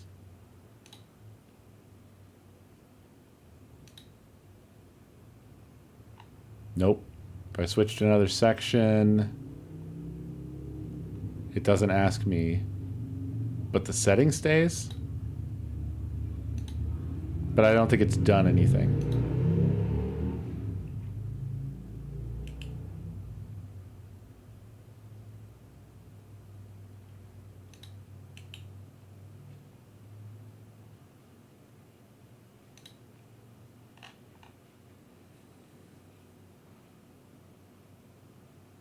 Good night, beer.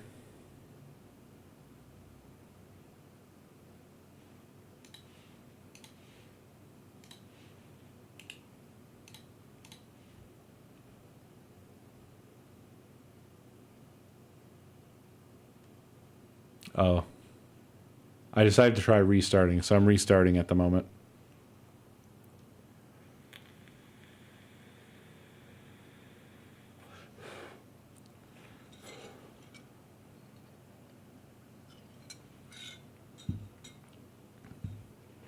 Sorry, I know this isn't the most thrilling content, just staring at no signal forever.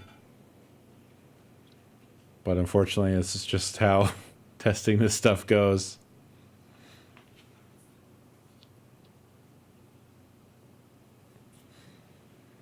I'm just so confused as to why it's still, even now, throwing a no signal.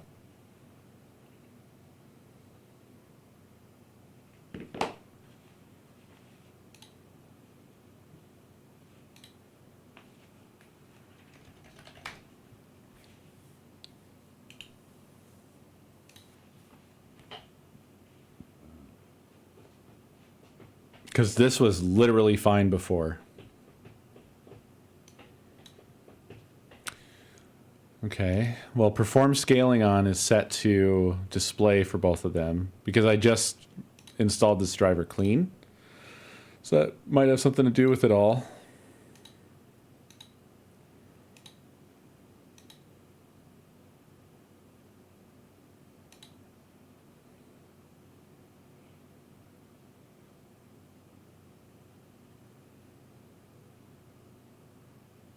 It doesn't like that.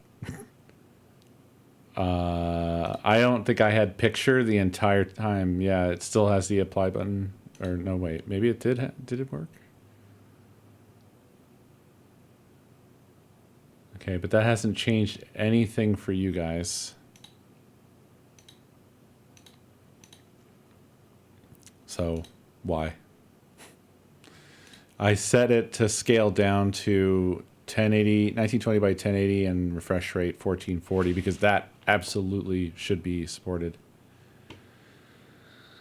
Maybe? I don't know. That has not done anything for a while now. It's like the HDMI switch just doesn't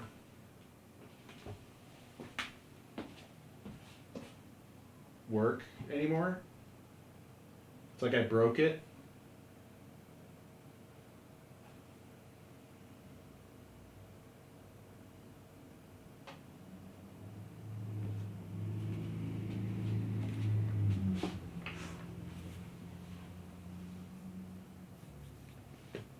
No, that was me trying deactivating and then activating it.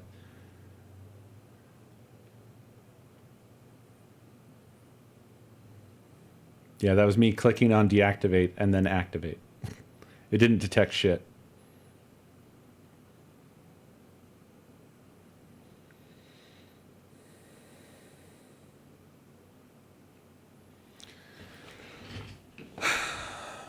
I mean, it should be sending out a 1920 by 1080 signal now, I guess, on that line.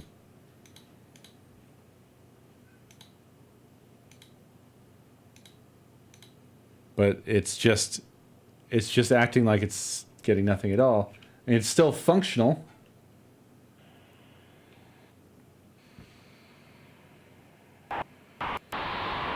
There's the retro tink.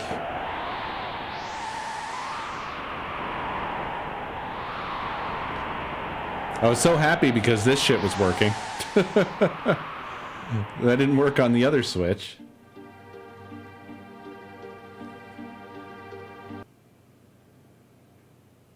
Switch back to PC. Fucking nothing.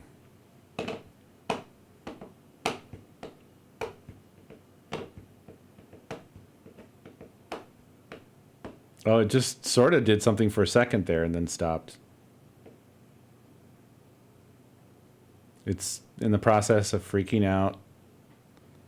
Oh, it's very unhappy on my actual display right now. It was pissed.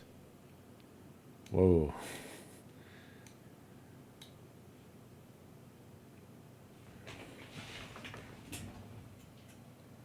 I think I've already tried power cycling it, but I am doing that now.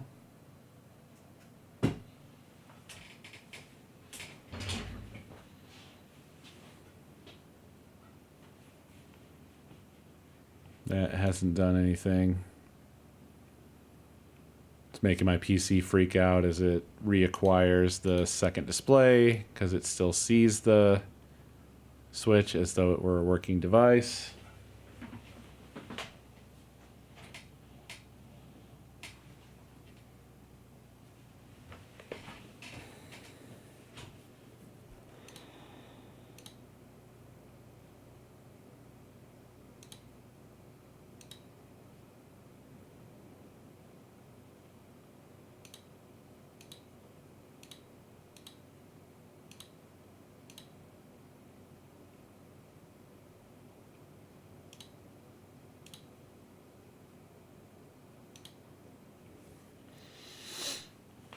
I'm setting it from 1080p 144 to 1080p 60 now on the downscale.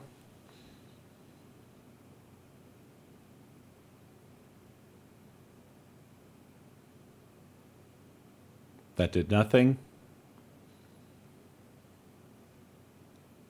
I don't get it, man. I don't get it. This should be fine. What are other things that affect this?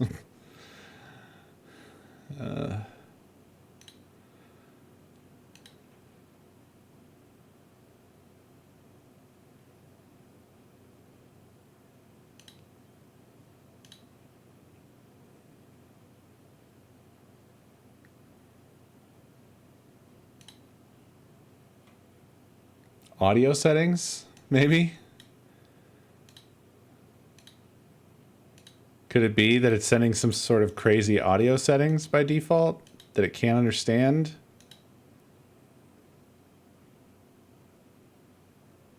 NVIDIA high definition audio.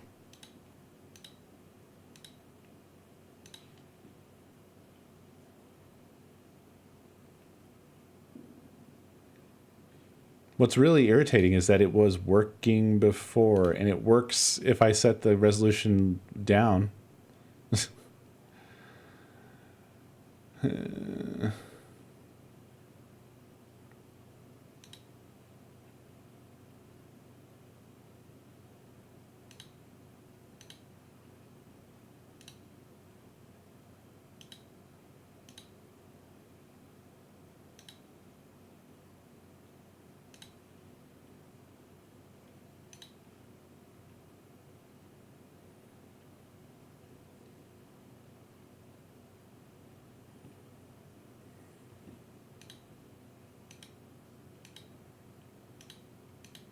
I've disabled G-Sync.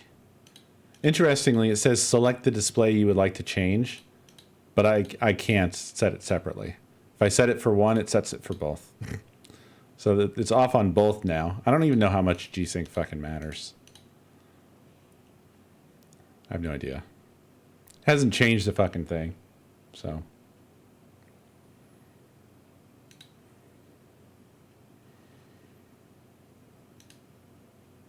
I could try setting it to 1440, but it's not going to probably change anything.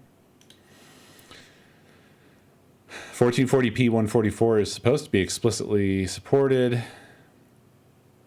And of course, it's doing this thing where it's not actually asking me to apply that, which is real special.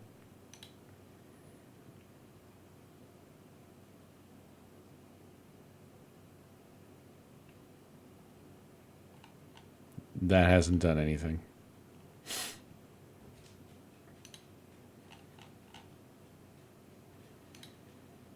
I don't know that this is actually working, even if you trick it into applying. I really feel like, I mean, that bit, it says preview. You know?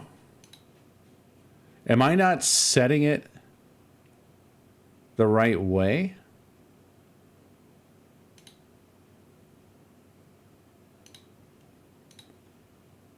Do you set it under that part where it says preview? NVIDIA settings.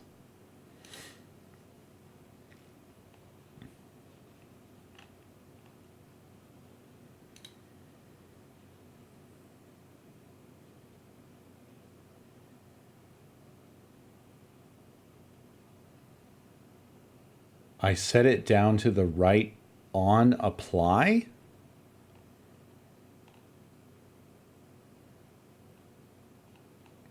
So I'm on adjust desktop size and position. And then it has a list of things you can do. Number 1, select the display you would like to change. I'm choosing the one that's supposedly the switch. Number 2, apply the following settings. And then it has a little tabbed interface. The first one is scaling. It says select a scaling mode, set to aspect ratio. Then it says perform scaling on, and I have that set to GPU. There's then a checkbox that says override the scaling mode set by games and programs. And then there's a heading that says preview and a line that cuts across. And these are the settings. Everything below this line, it doesn't trigger the apply box. And I'm thinking that that's because these don't do anything. These literally just let you preview.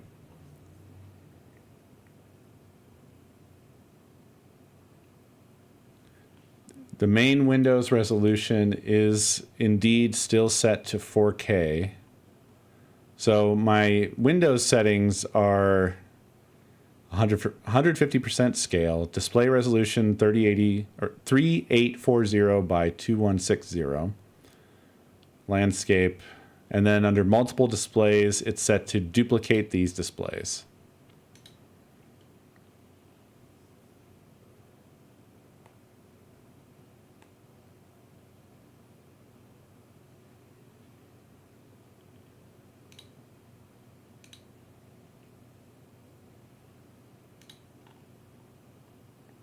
In Windows, you can set it to 1440p.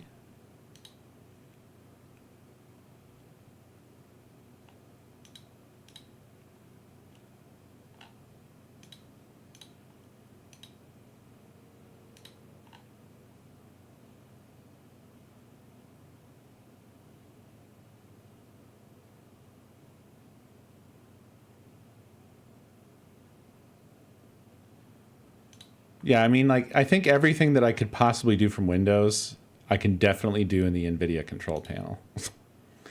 I don't think the Windows settings matter here. I mean, correct me if I'm wrong.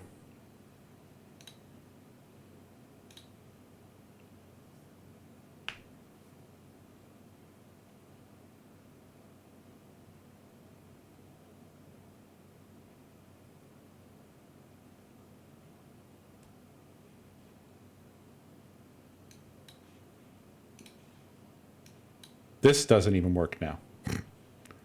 I've set it to 1440p. It's degrading as we go. It's getting worse as we proceed.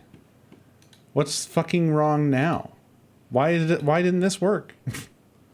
I set it to fucking 1440. Oh, I had to set it to 60 now.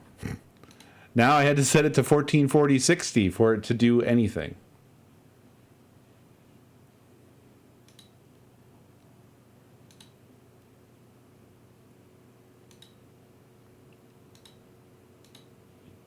So you see how this is grayed out. And then in adjust desktop size and position, I don't think these do anything. I don't think anything you set this to matters. I think it just shows you what it will look like when things are scaled with this grid and whatever, but it doesn't actually change a damn thing. I don't think there's just settings that actually matter. Stop and click full screen, then back to aspect ratio. Uh-huh. Yes, but I don't think this matters. Yes, I know.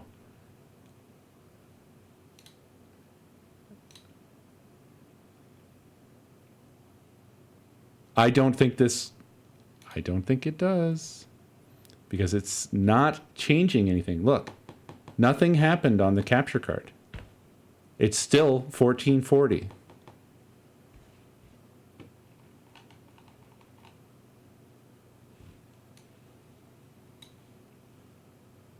Even though this is set to 1920 by 1080 and 144,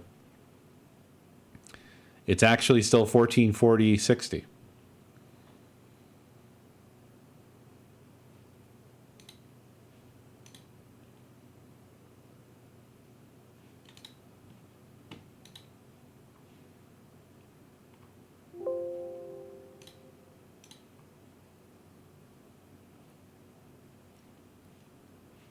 I'm so glad they're going to work on fixing this up and bringing it.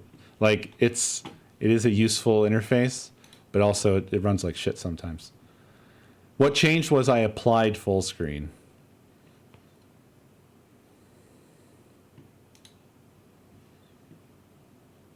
I don't know if OBS gives me any sort of... I don't think it gives me anything I can look at that tells me, like, what the capture card is receiving. Like, I don't know if I can confirm that in any way.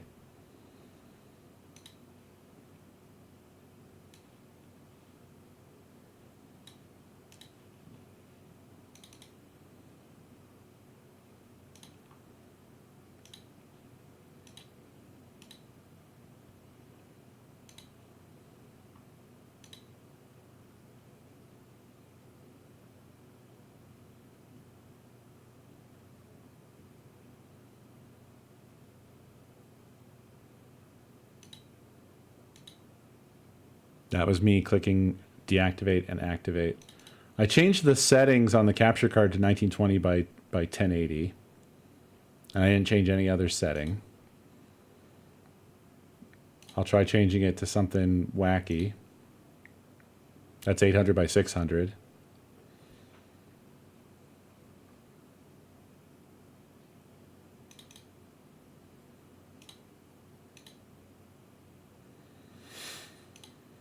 $1280 by 720.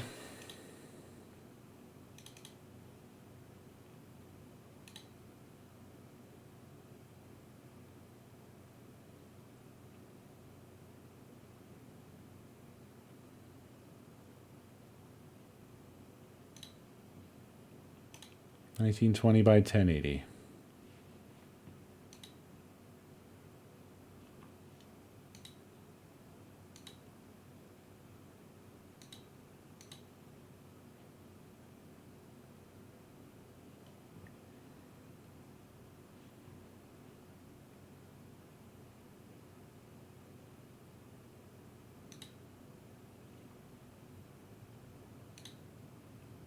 So what happens now? If I go back,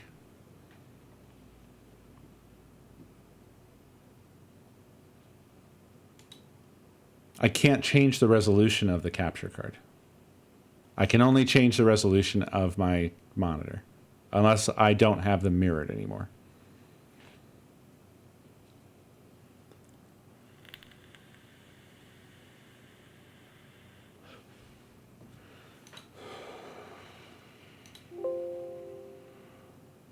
I have not made any changes here.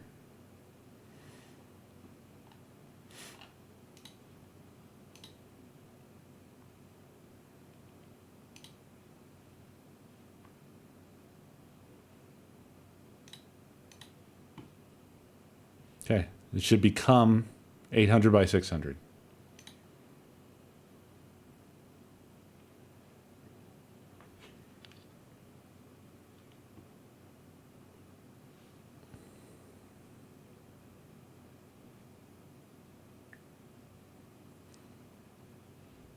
It has not.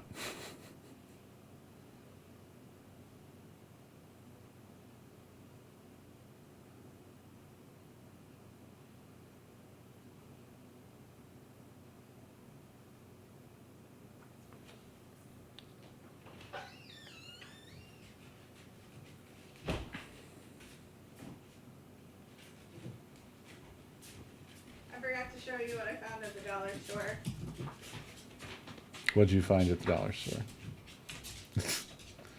Nice. I like it. for my shelf.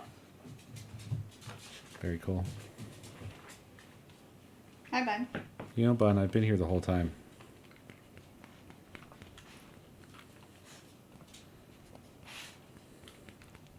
Well, so I'm not sure what it would do if it was outputting a signal, because this is downscaling. Are you having problems? So I don't know if it would do what it did when I changed the, the capture card to 800 by 600, where it squished it, or if if this could receive 800 by 600 and then be basically invisibly stretched by OBS. Or by the capture card, because the capture card is currently set to 1920 by 1080. I can set it back to device default. And I clicked deactivate and activate. It has not recognized anything. That hasn't done anything. So I really don't believe that those settings do anything.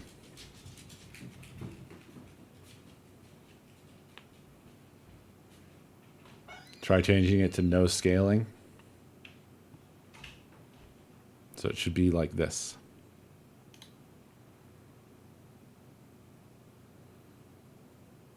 That is showing a 1440p output in a 4K rectangle. This is not changing stuff. This changed stuff. This has not changed anything. I will do it again. Well, 800 by 600 is the bottom, so I don't know what to... I'll do this. This would be obvious if it changes. And I do that, and apply. And nothing has changed. It is still outputting 1440p because it is mirrored with this. I mean, this is even set to the native resolution, even though here it is not outputting the native resolution. So this is literally, these do nothing.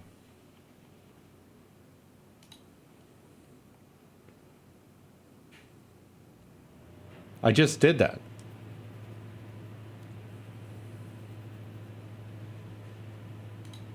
I'll do it again.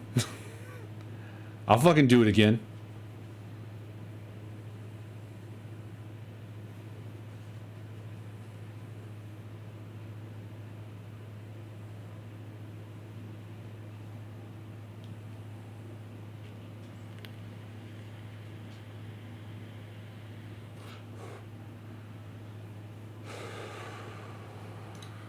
Sure. I'll do this.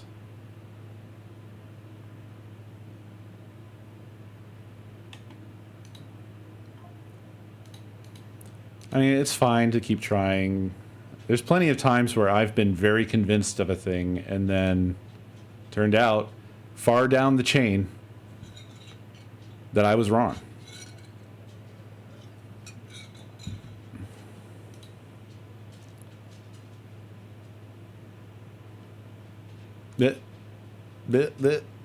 Oh wait, no, this is what I did. Right. So it should be filling the screen right now. Or it should be going off screen or something. But it's not.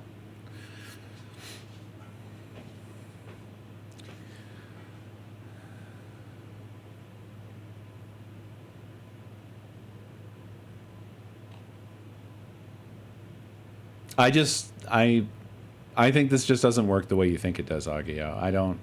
Maybe this works in games. Maybe we need to check this box.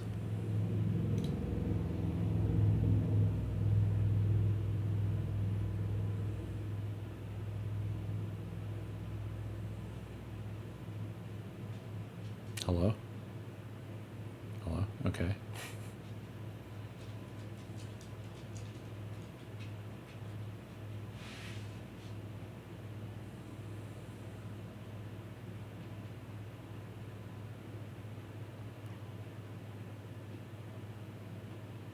I mean, I can test that on my actual monitor as well, right?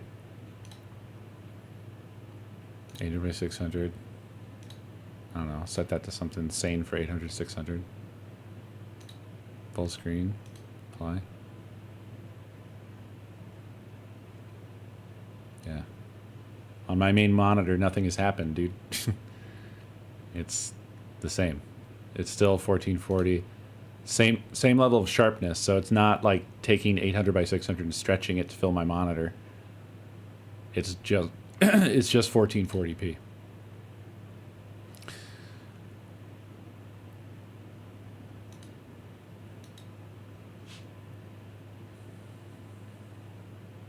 And it's just not doing anything.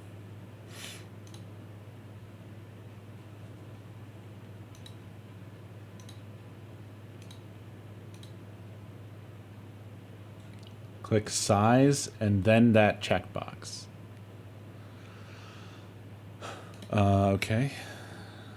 All right, hold on. Hold on. What are we doing now? Why did that fill the screen again? I forget. How did we have it not filling the screen? What did I do that made it not fill the screen? Oh, I remember. We had done no scaling. Okay. And then this is set to 4K. So let's just leave that. And then resize the desktop if the display setting did not provide a proper fit. This? No, I know. Man, I was getting us back to where we were because I had undone what we, you gotta listen to the words I'm saying while I'm doing things. I guess auto select probably.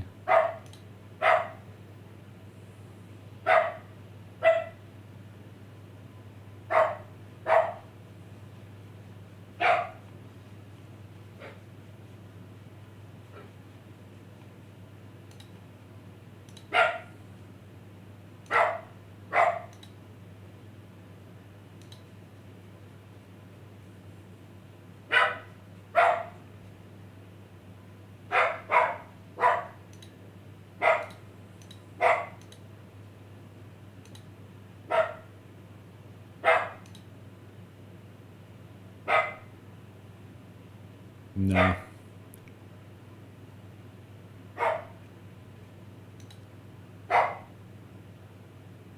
That has not done it.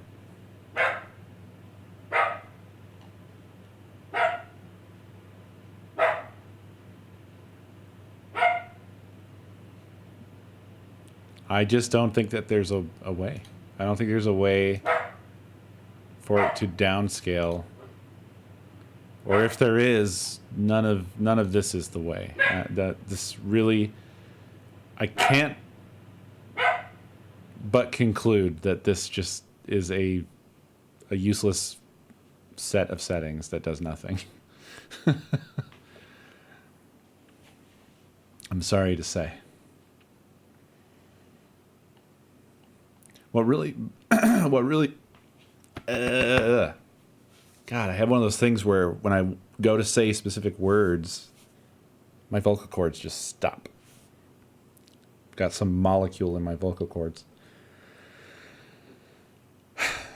I'm going to revert this all back except for the perform scaling on setting. Oh, I think we're there. Let me see. Set that. Yeah, okay. Oh,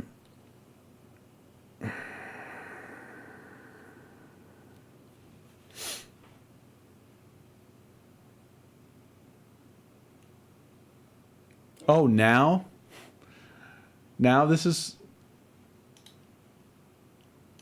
What are we at? It reverted back to 4K. Now it's 4K 60. Ah! Ah!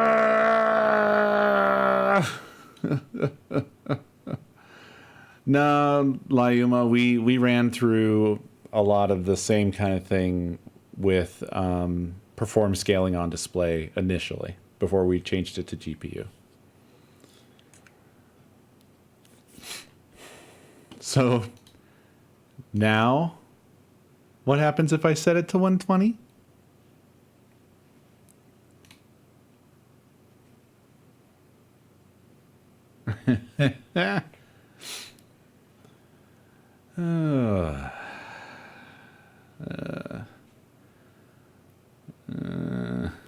It literally says 4K at 120.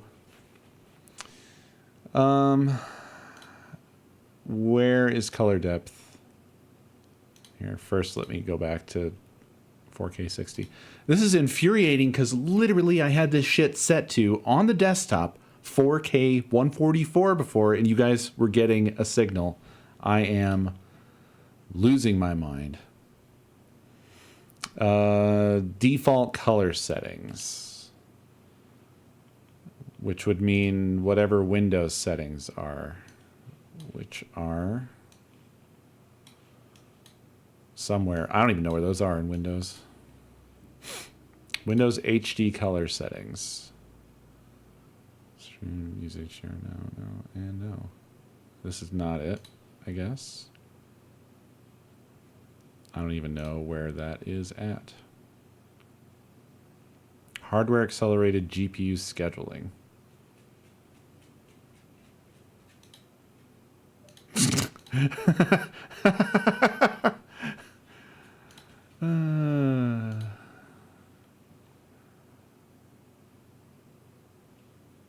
I hate Windows settings. They're so bad.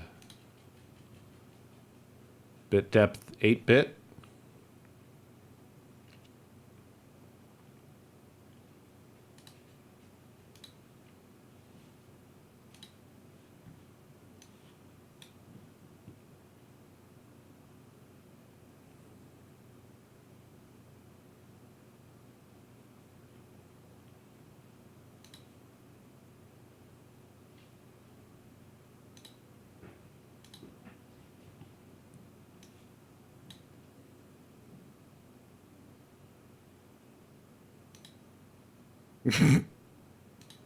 Thank you. This is really useful.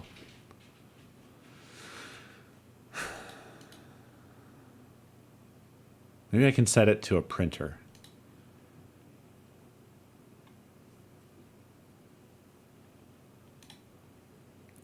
At any rate, it looks like it's set to 8 bits, so I don't think that that's our problem. It's SDR.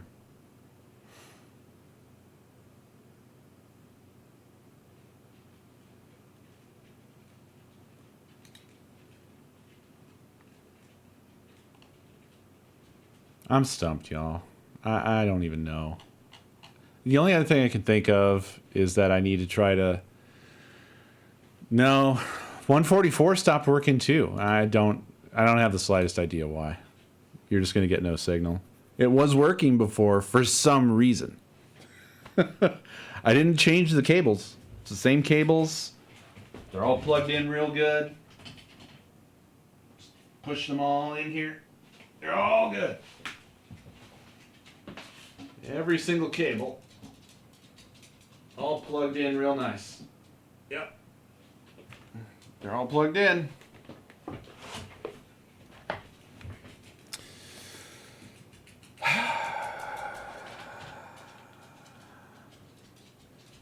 Yeah, maybe.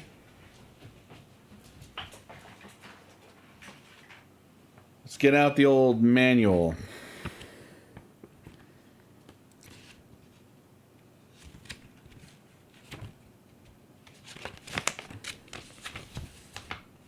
This is the Chinese side. Mini USB port only for factory upgrade. HDMI channel indicators. HDMI output port B. Connects to monitor with HDMI port. This port also supports ARC.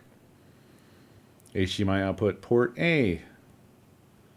Connects to monitor with HDMI port. Thank you. So informative. I don't think this manual is going to tell me shit.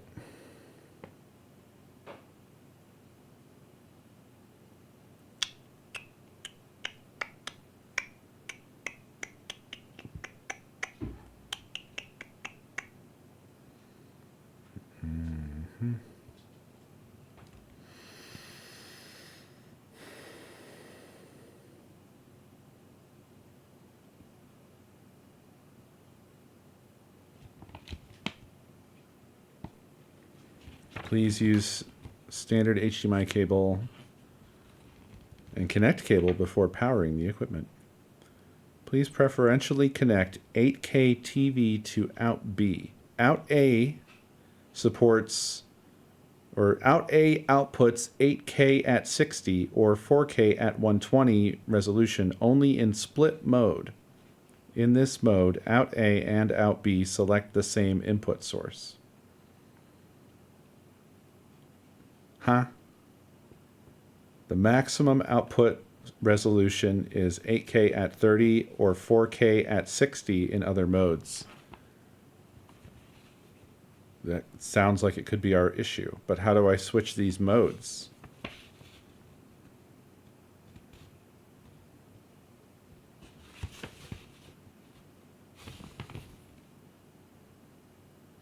What is split mode?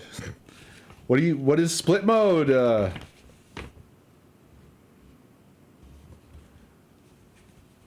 Yeah, it shouldn't have ever supported 144.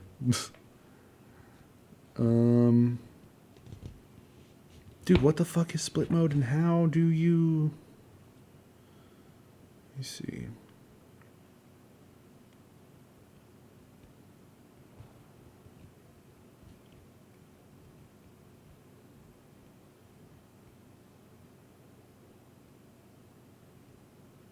Please preferentially connect 8K TV to out B. Out A outputs 8K at 60 or 4K at 120 only in split mode. Out in this mode, out A and out B. Yes, but how do you set that? It doesn't fucking say. It doesn't fucking say.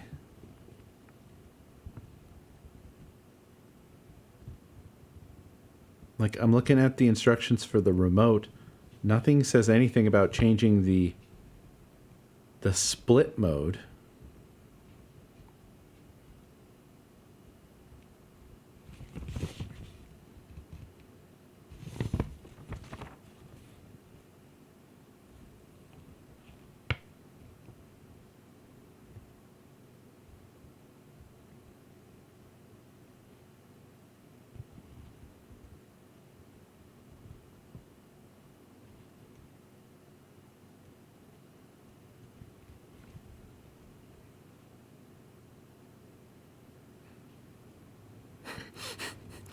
Is this word correct? Lighting when audio output is homologous to HDMI out A. Light off is homologous with HDMI out B. Homologous? Homunculus?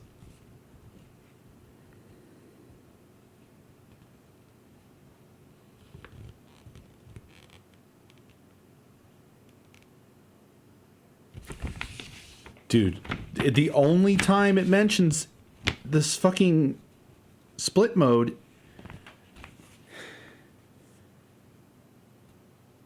is in this one spot.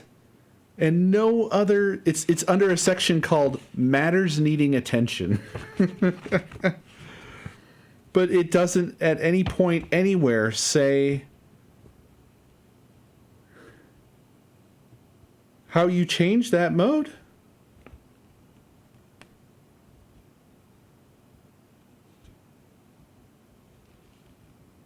We tried power cycling it. The product has power off memory function. The setting state of the output channel is recorded and saved. After the power is off, the saved data will be automatically retrieved for configuration.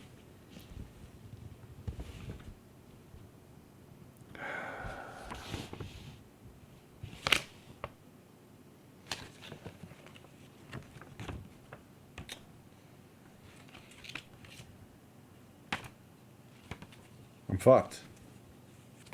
I'm fucked and sucked.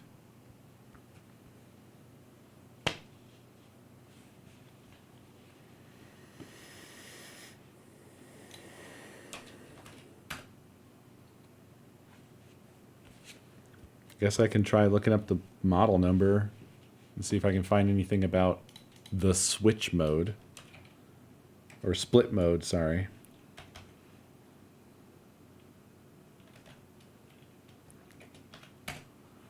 Or maybe a firmware update.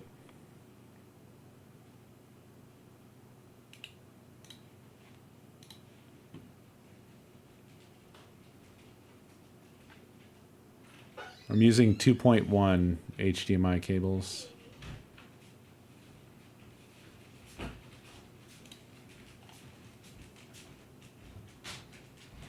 You look like you might need this. Thank you. I do. Love you. Love you too.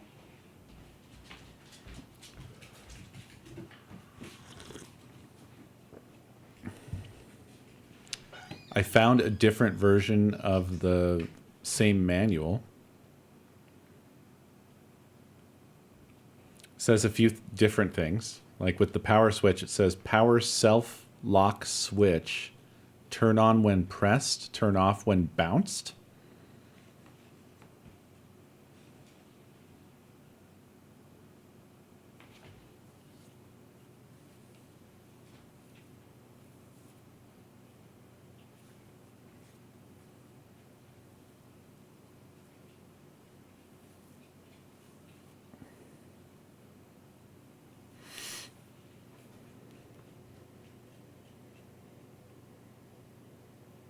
Wait a minute.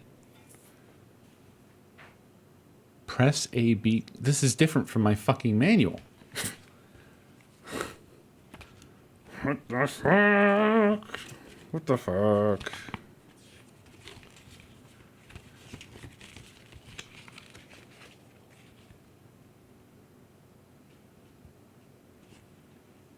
Yeah, this has a whole other section.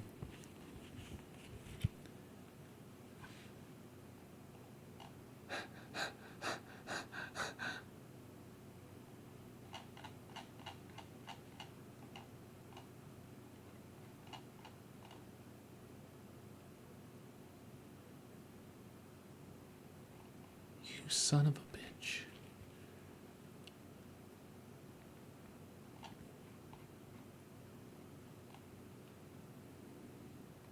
What the fuck?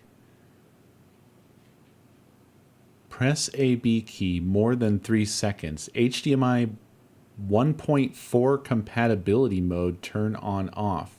Try to turn on this mode when there is a problem using both HDMI 1.4 signal source and HDMI 2.0 TV. When turned on, the 5 LEDs in group AB will flash 4 times at the same time and flash twice when turned off. Yeah, but none of this fucking explains what in the goddamn is the split mode.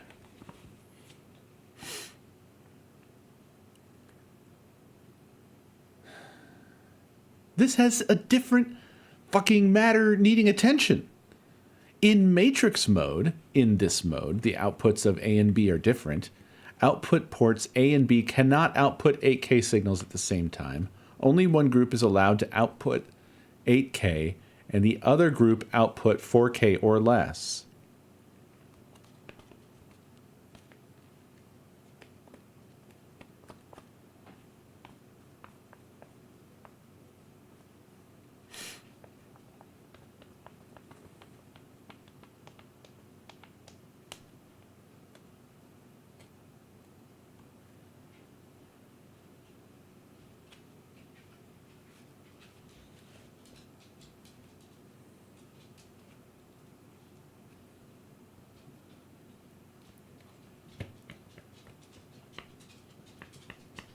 Maybe my cables are too long?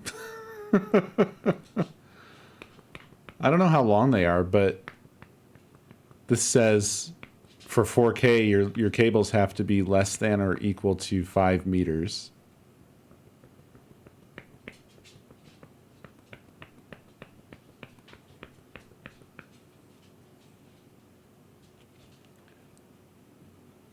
I don't know what products you're talking about, Tenosis. I don't know of any devices that do this. That's what's really infuriating with this. I don't think there are any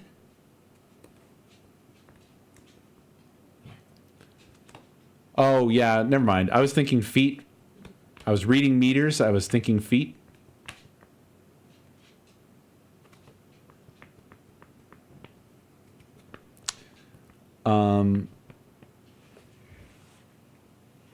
But yeah, there's no fucking devices that I know of. Like, right now, today, you cannot get for example, an 8-port, 8K, high refresh rate HDMI switch. The spec supports it, but the devices do not exist. Approximate devices exist of lesser features and quality, but I don't know of one that, even like an 8-port that supports 4K 120. I don't know of such a thing.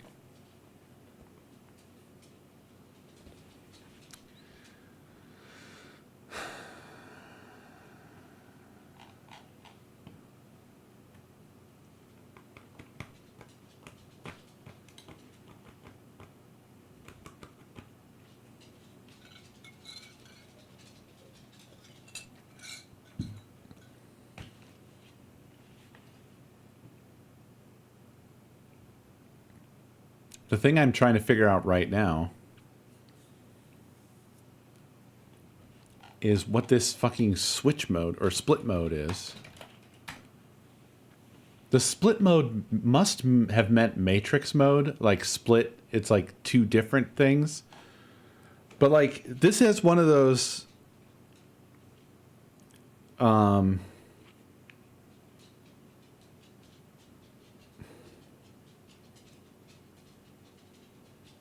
like the remote has 1, 2, 3, and 4 for out A and 1, 2, 3, and 4 for out B.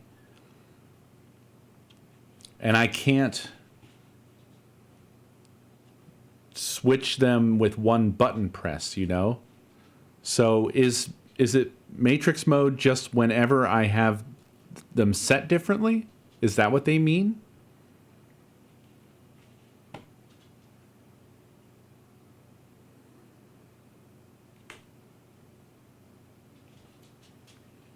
I don't have the slightest idea.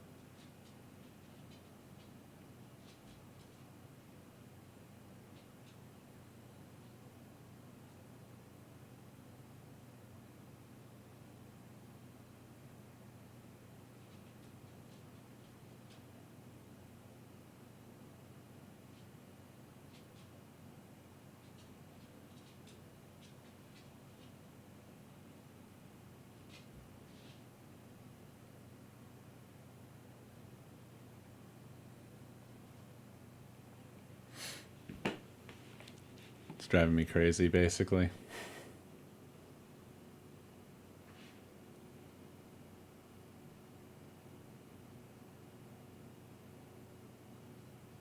Hey, leave it alone, bud. Leave the bandage alone, okay?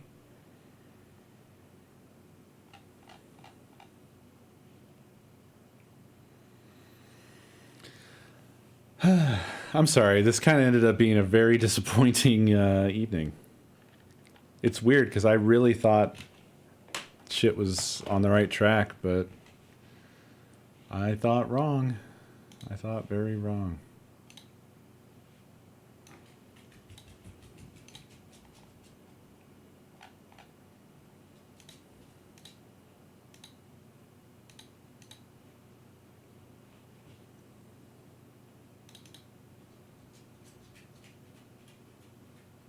I don't even know why it's not working now. I forget. Because right now it's set to 4K 60. Wasn't that working a minute ago?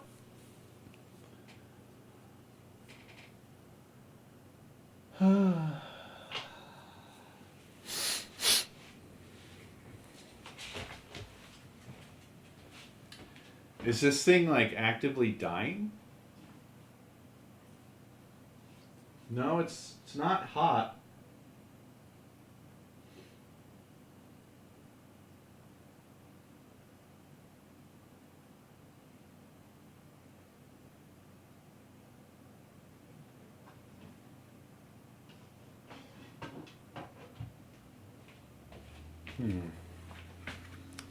What's weird is one of the lights is blinking now, and I don't know what it means when it blinks.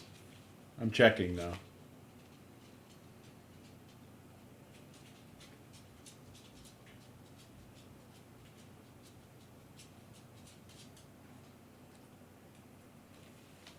One of them is blinking and the other one is not, and it doesn't explain what that means. So I have no idea.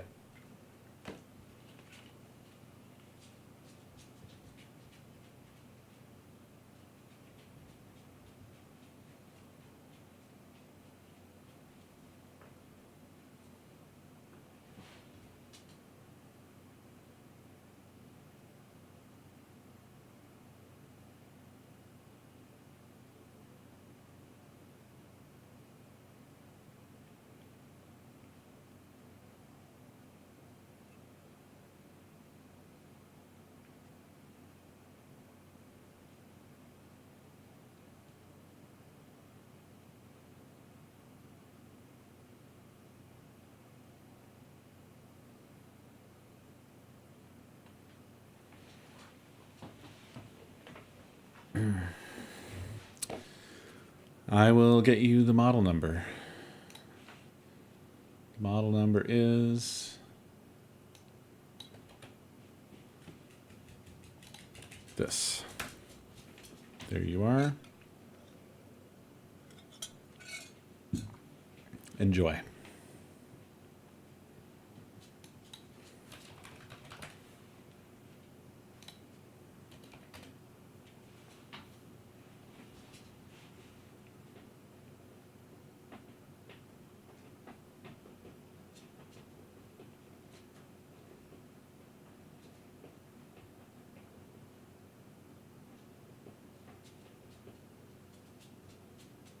This is also a device provided by a billion companies with different names. So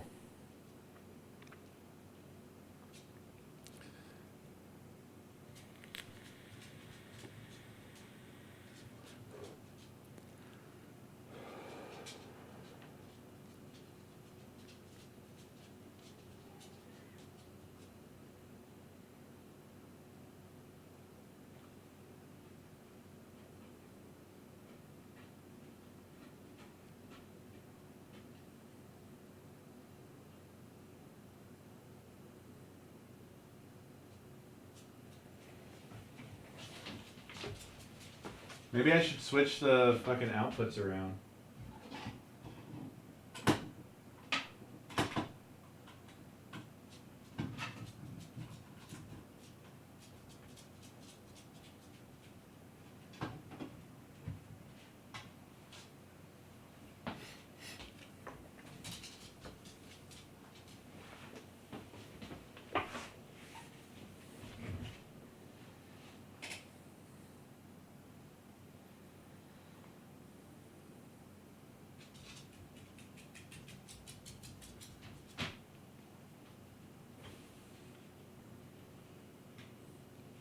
Ha!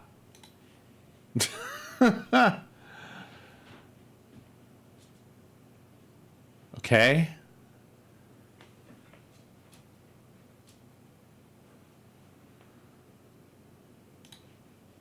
All right. What about this? I bet you it's going to go back to not working when I do this.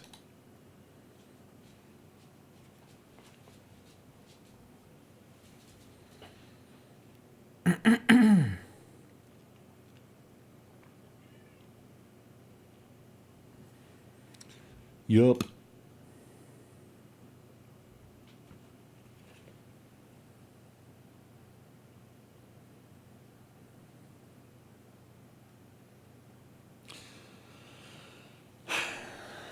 No, I don't think we learned much of anything. Yeah, I'm setting it back to 60 now.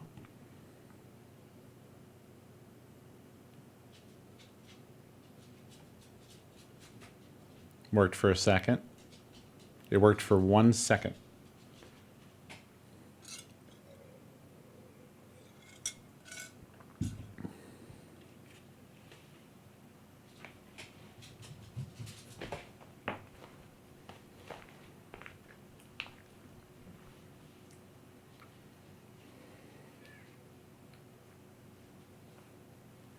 Oh, now it's working.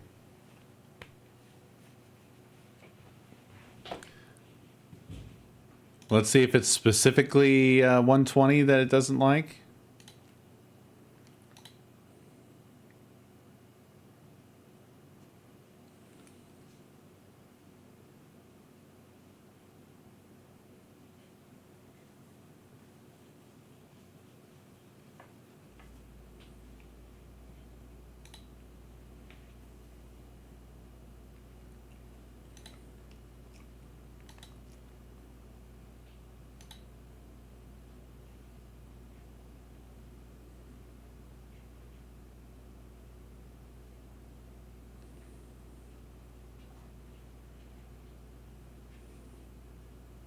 I wonder what would happen if it was my only monitor. And I did everything through this damn HDMI switch.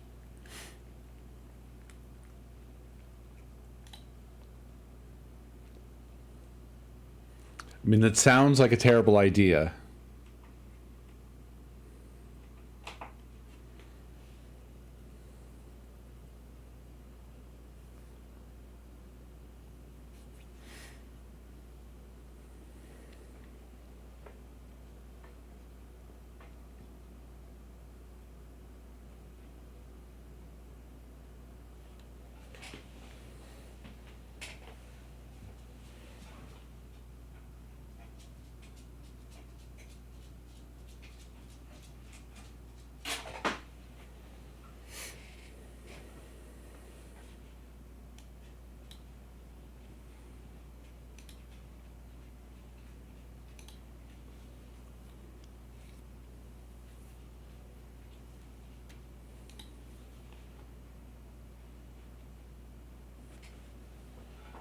What in the world?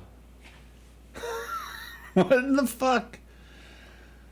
So, my monitor is now getting this signal just fine. 144. HDMI. Through the switch. I've disconnected the display port.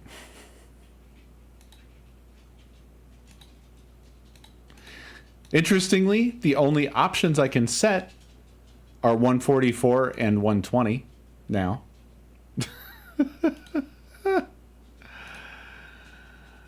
But how am I getting a signal if you aren't?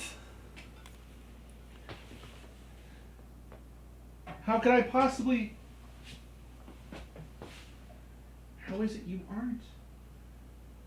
Oh, I'm a fool. It's not really appreciably changed.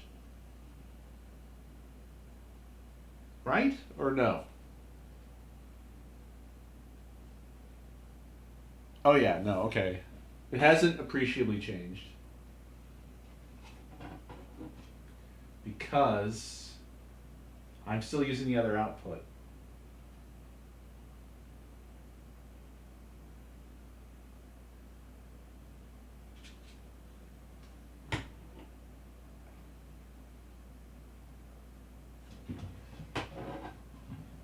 Which one did it say is preferred for 8K?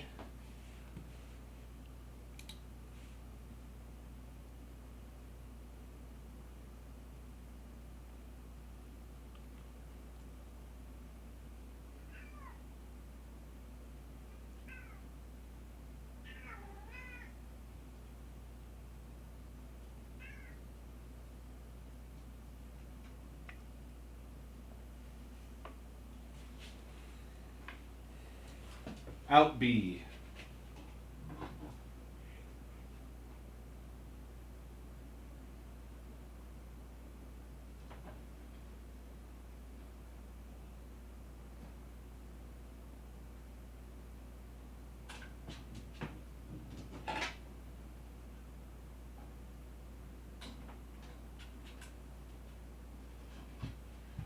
So now here's what I'm doing. Okay, you guys are getting something now.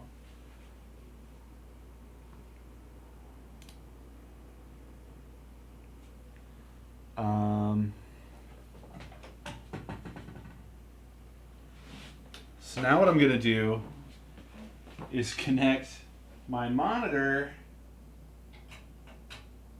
to the pass-through from the capture card.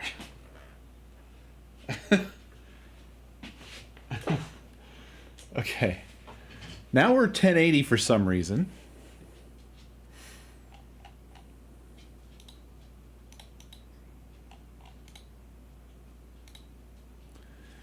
Now we only have the options reported by this.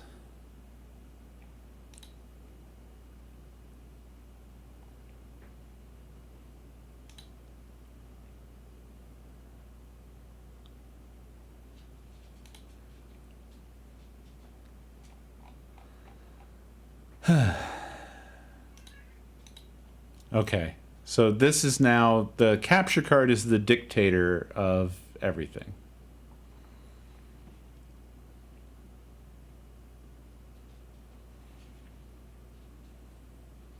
And the max the capture card can do is 60 hertz, 4K 60. It's odd that it's not settable down here.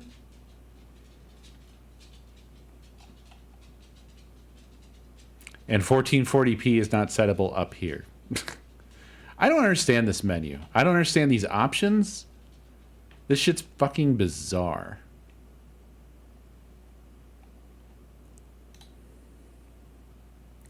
I think, though, because this is still running through... So now the setup is gaming PC outputting over HDMI 8K to HDMI switch. So if I'm going to flashbang you guys with the SNES right now, okay? I'm only using one output from the HDMI switch. So I can switch to the RetroTink. Instantly switches it for me on my monitor and for you guys as well.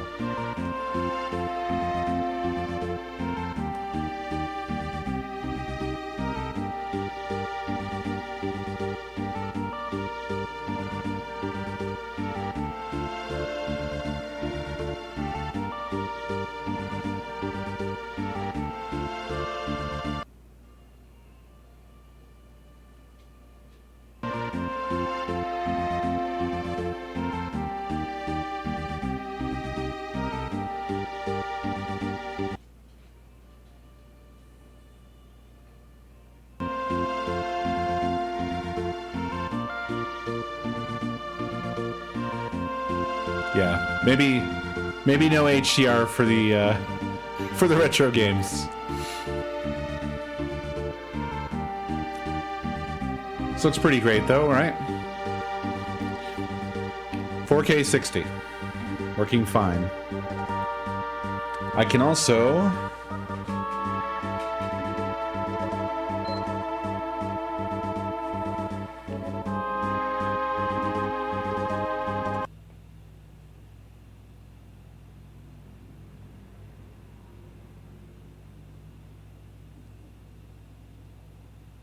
Maybe. Yeah, there we go.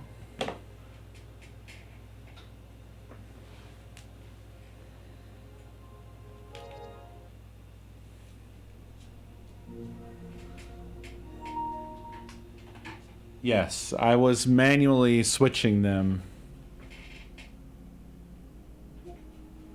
to matching outputs. But that's why that was bugging me, was that you can, I mean, no matter how fast you do that, there's always going to be a moment where the switch is in matrix mode and then go back to split mode.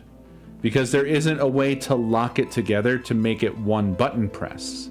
You know what I'm saying?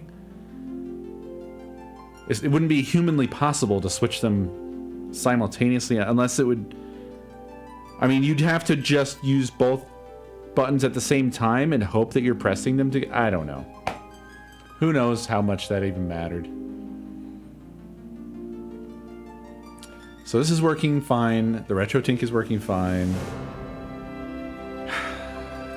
It's just this 4K bullshit here.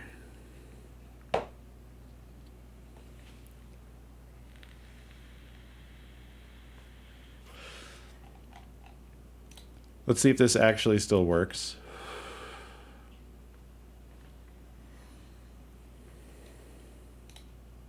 Fucking huge giant mouse cursor. Why did the Windows scaling do all this? I didn't ask for this. My God. Why? Holy Lord. Yeah.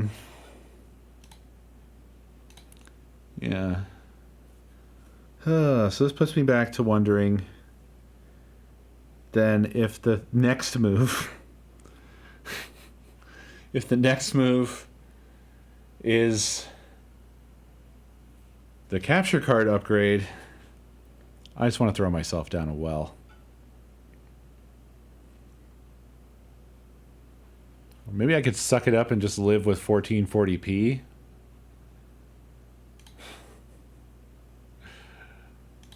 Since that does work.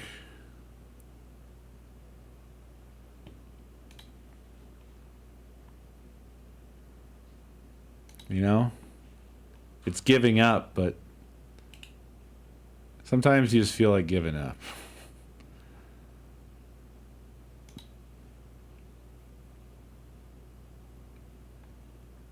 I know, I had a taste of 4K and now I just don't want to go back.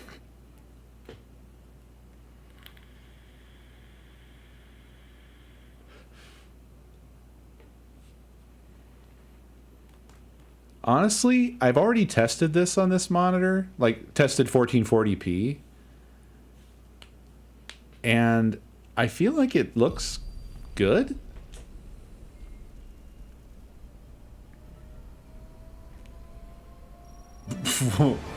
Wait, what's up with my frame rate? I guess just because that was a video? Oh, I don't have G-Sync on right now. I turned that off, didn't I?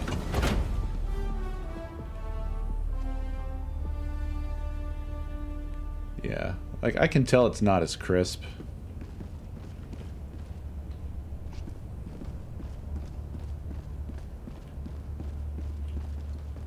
And that makes me a sad boy. Innocents perish with every wasted second. It's not evenly scaled.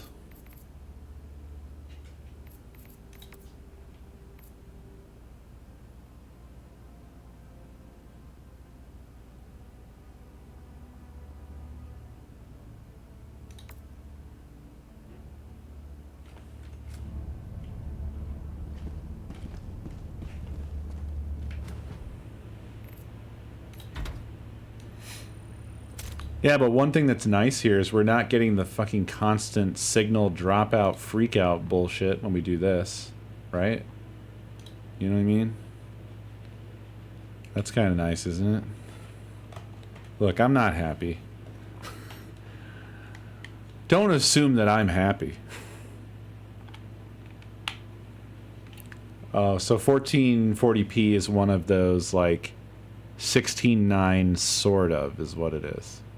That's what you're saying.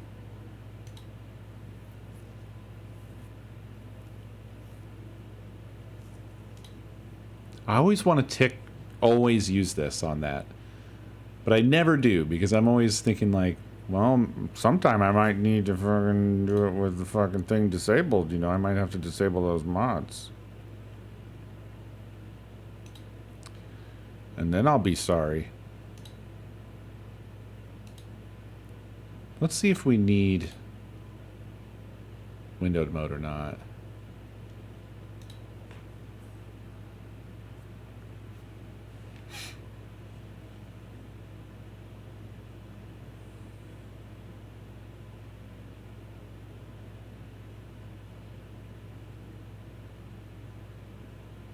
Well, it's full screen, not freaking out.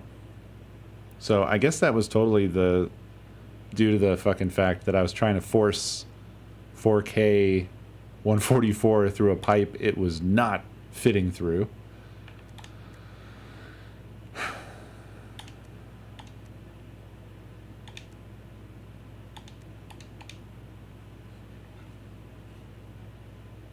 Yeah, I can see the blurriness.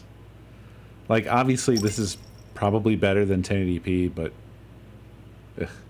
Tim, thank you for 122 months. Appreciate you. No, I think that it was just a combination of various things, Agio. Like, I think it's the capture card. Ultimately... Because, like, now that I've done this, we're getting reliable stuff out of this. So it's... We may have tricked ourselves into blaming the Switch, when the Switch might actually operate correctly. And the capture card might be telling the Switch what it can support and fucking the Switch up.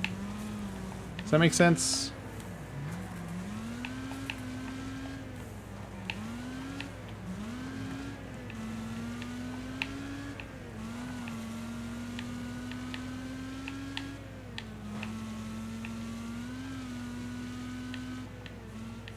With that shit, it's like fucking Wild West, because who knows what these devices are saying to each other. They could be saying some dumbass shit. And I really think that the AverMedia capture card is pretty fucking weird at this point, because it was absolutely accepting a 4K 144 signal, and it absolutely should not. That's wildly out of spec for an HDMI 2.0 device. It should have just rejected the signal altogether, I think. That would be my expectation of what should happen. But instead, it, like, sort of tries to do it, which is bizarre. I mean, this isn't even, like, our usual sorting out video or sorting out audio. This is, like, this is a whole new ballgame of sorting out HDMI bullshit. Because that's really the source of a lot of the problems that I've been having, is whether shit is HDMI 2.0 or 2.1 or 2.1a, and then you got to worry about your fucking cables too, and you got to watch out for the devices all talking to each other and saying dumbass shit, like the PlayStation getting some, like, whatever information it's told by devices it's connected to. It's like, oh, okay, sure, you're in charge, whatever you want, master, and it changes all of its fucking settings. And then the PlayStation 5 has this weird shit of, like, if you switch it to 4K, it will try, and then it'll say, if you didn't see that screen, try setting this to -1. Whatever that means. And it has something to do with the transfer rate of 4K. And the options are just straight 4K, or 4K minus 1 or 4K minus 2, and I don't know. I could not even begin to guess what that means.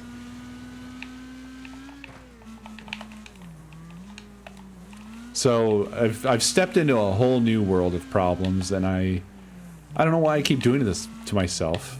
I've been doing it to myself for years now. Years and years and years.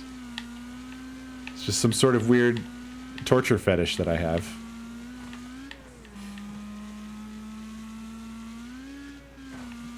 But yeah, honestly, you're right that this does not look good.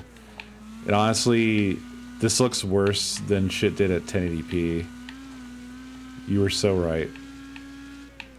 I thought you were going to be so wrong, but you were so right.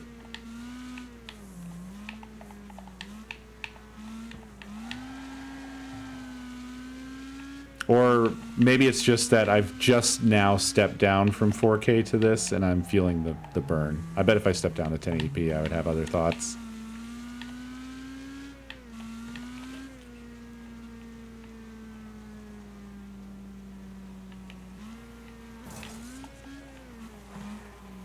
I think the batteries are dying on my headset, which is weird, because I feel like I just changed them.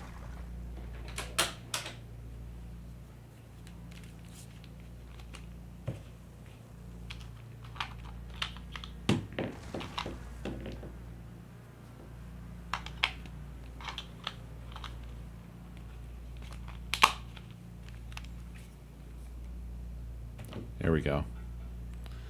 They were dying.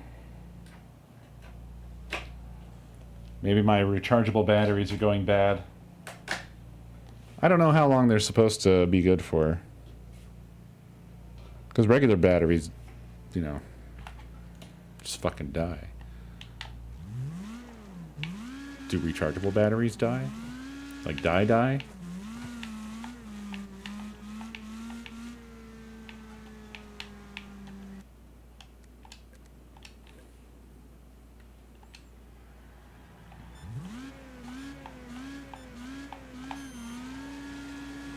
I have put these through a lot of cycles, so maybe they are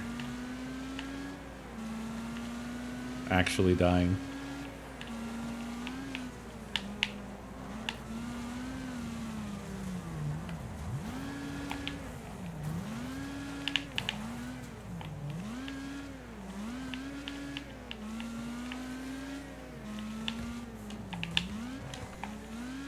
These computers are so damn rude.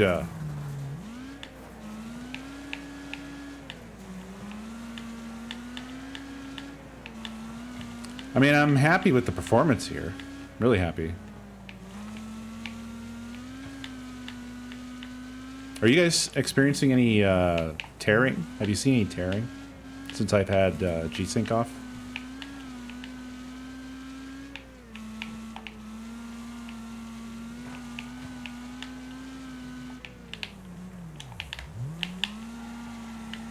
I can say I'd be willing to accept 4K 120.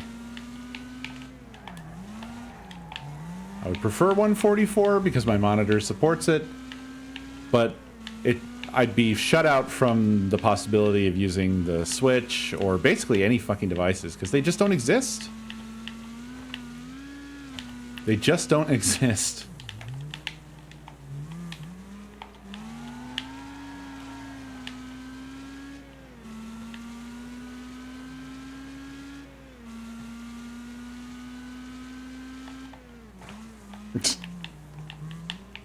Nice save.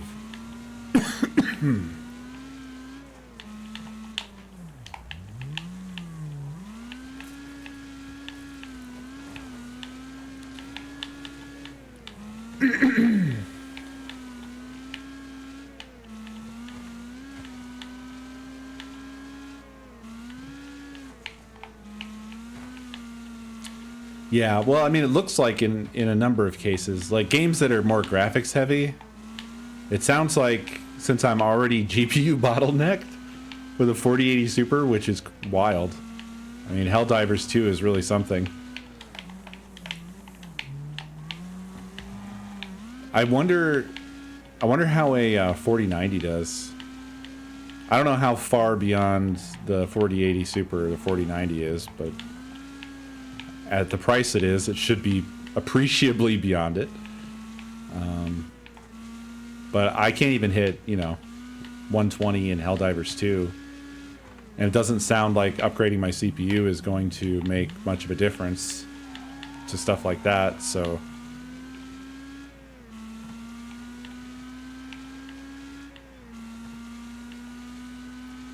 I just was myself as well, Doug, until a couple days ago. Yeah, 4K is just a lot of pixels.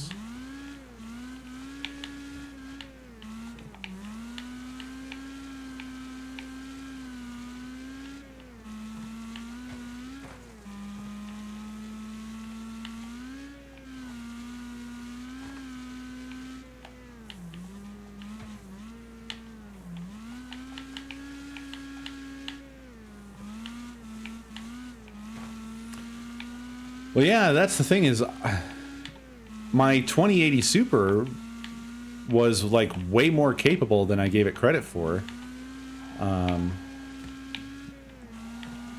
But my perception of its performance was way lower than reality because I was always doing everything in 1080p. And the GPU didn't have to fucking do anything most of the time. So I was... unbeknownst to me, massively CPU bottlenecked all this time.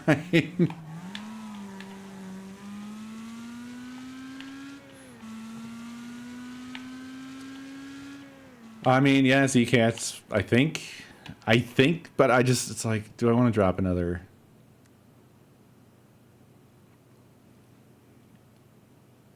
However much. I think the 4K 2.1 is like $269 or something like that.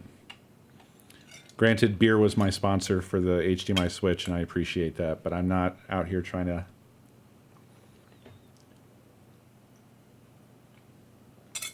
get everybody sponsoring devices. This is just the unfortunate conclusion, and I also just spent a fuck ton of money getting Nakomi that PC, so...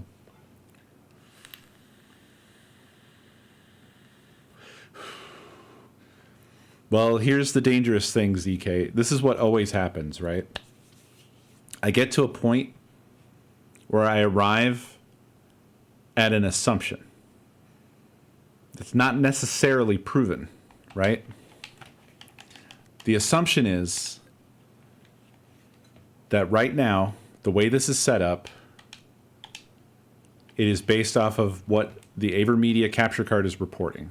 Because that's what it looks like is happening in NVIDIA control panel.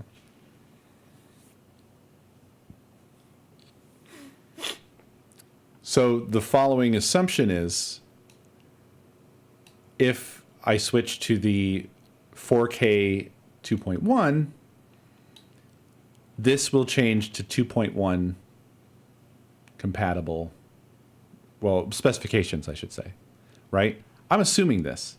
I don't know.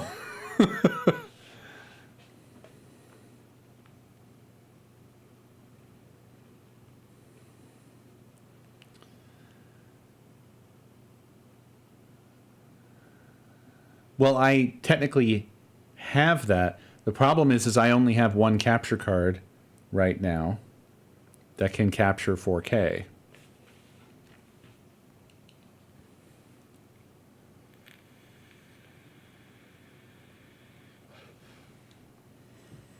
I don't think I can force it.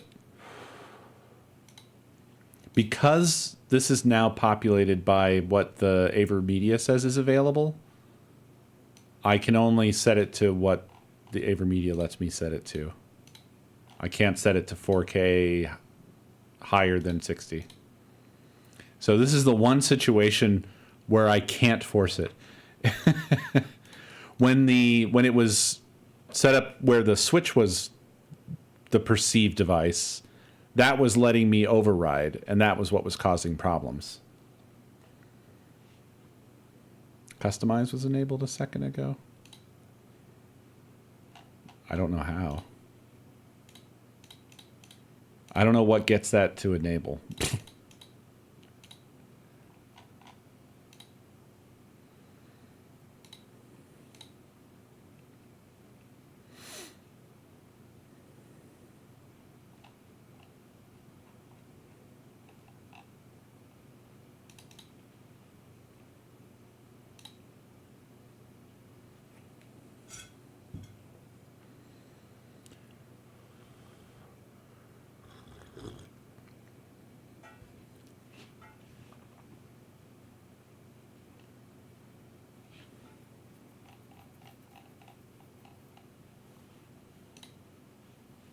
Maybe it's because I made a change, or I made it think I was going to make a change. That's why.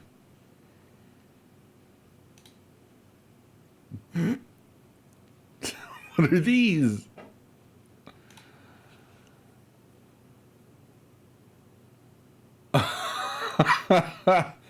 Hmm.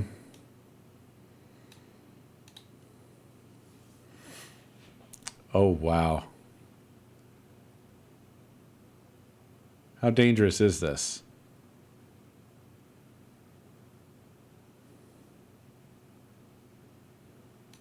Why is it set to the most wild shit imaginable?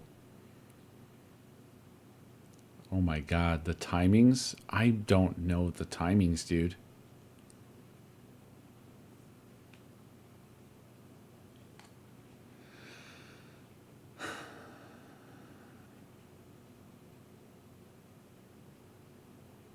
Leave that on auto.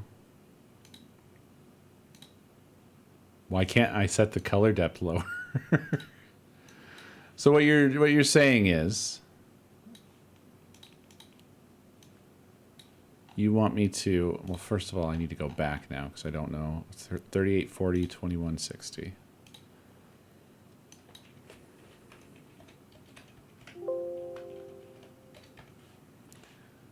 Thirty-eight 40 2160 120.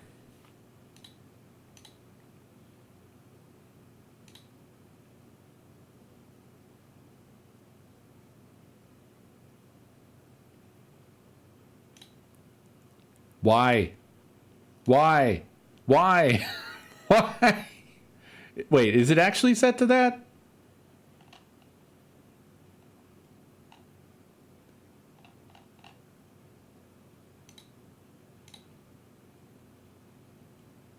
No, it's 60 hertz. The 120 failed.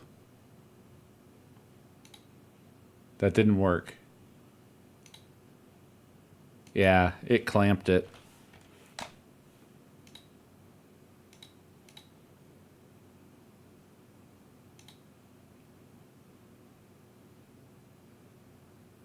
It says it did it, but it lies. Yeah, this is still 60 hertz. It just lies.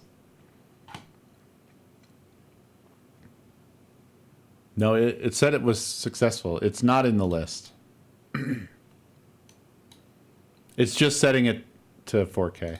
No, it's not in the list.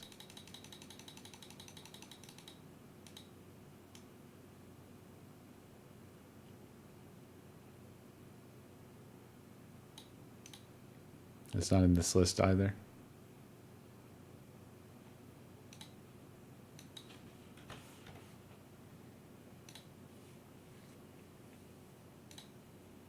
Let's see.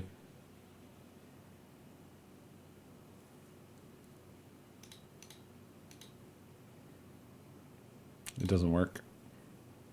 Seemed like it worked, but it did not.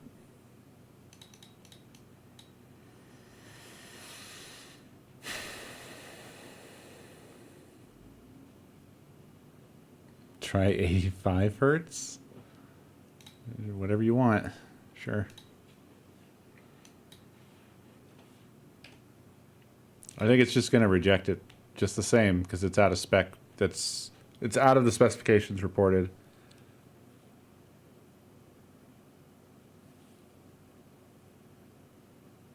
Okay, well now we have to wait for the dialogue to do its 15 seconds.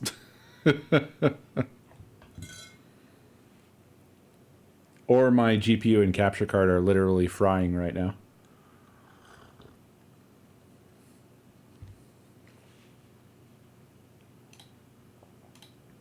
Well, that kicked us back down to 1440 for some reason.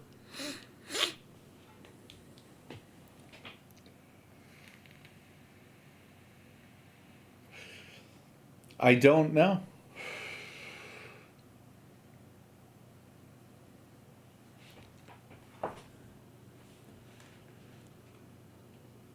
This shit is insane.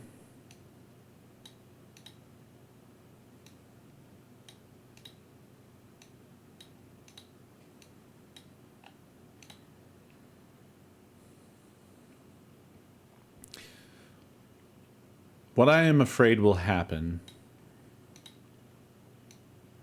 is that I'm wrong about the capture card being the one that was causing the 120 to fail on the Switch.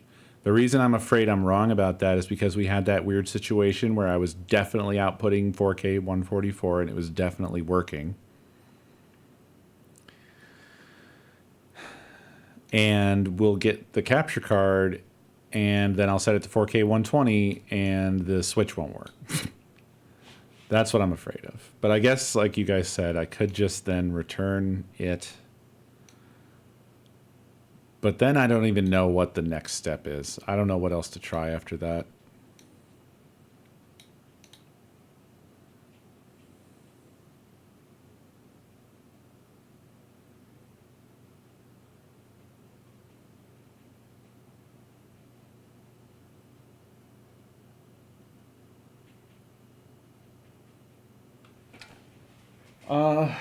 I can test that too, just to kind of reconfirm. Let's see. It's this cable here.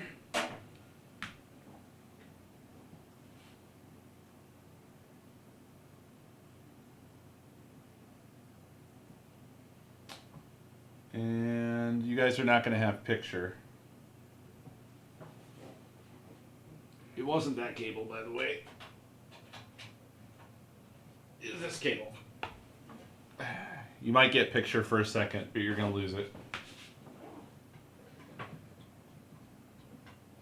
Disconnect this. Connect this. Okay. So now I'm going to test.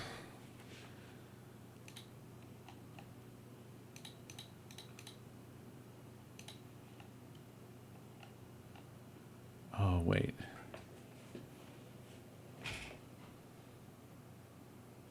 Well,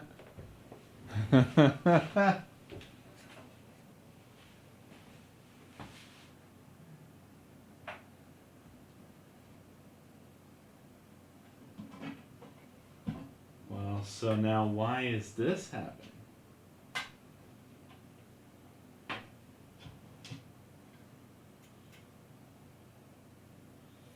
A weird thing happened where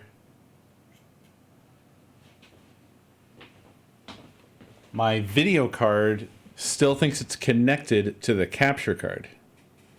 Oh, wait, it's updating now. I had to turn the switch off and on again.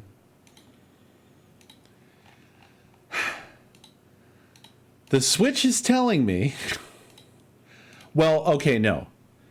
It's passing through what the monitor specifications are for some reason. That's the way this setup works. So I have 144 available to set. And I think it is set to that. Bizarrely, this should not work. This should not be working based off of what the Switch has written on it and what's written in its manual. But I'm going to set it to 120 and click apply. And I have picture 4K 120.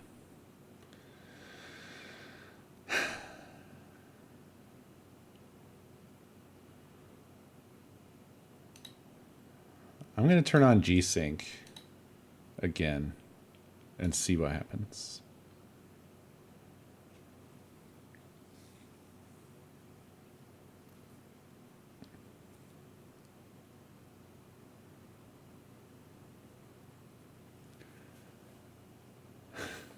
If I do that, we'd be back to where we were before. I don't know. I mean, the answer to what happens is please review the first, well, not the first 3 hours because I just talked for like an hour and a half, but review the last hour and a half of the stream, I guess.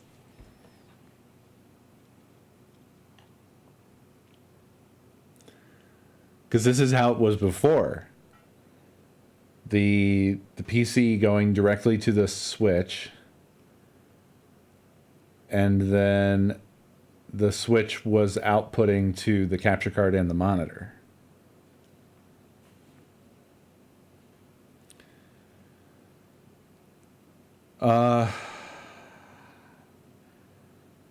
Yeah, okay. All right, I guess it's slightly different.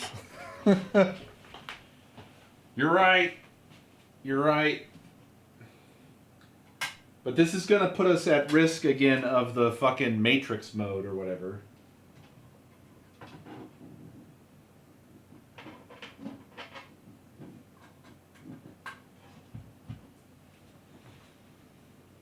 We are currently set to 4K 120 and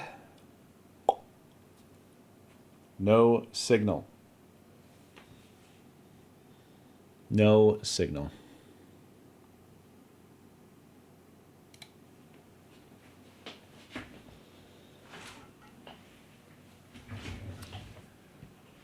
Are they both set to PC? Yeah. Let me try power cycling it. Just for fun.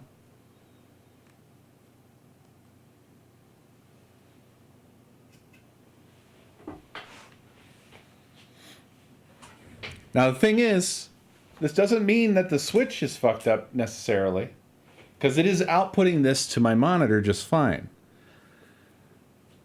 This is technically out of spec for the capture card.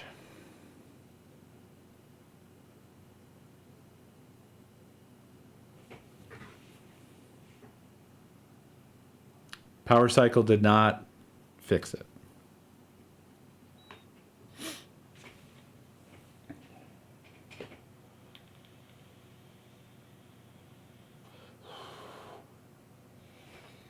One difference I can tell you is that the light that was blinking before on one of the outputs is not blinking anymore.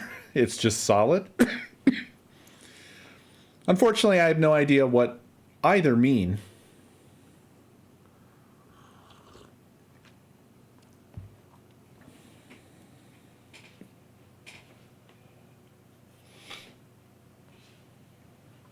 No, when it was plugged in directly, I could not set it to 120. I could not set 4K higher than 60 when it's plugged directly into the capture card.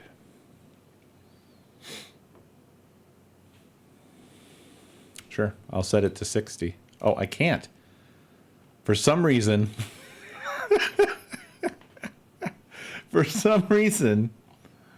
I can't even set it to 60 now. Oh wait, I can if I choose from the Ultra HD menu. I don't know why that's so. Why is that different? Why is this one 60 and down, and then the PC one is only 120 and up? Why? Why? Yeah, there you go. 4K 60. See, look at this. 60 and down. 120 and up. I don't understand, man.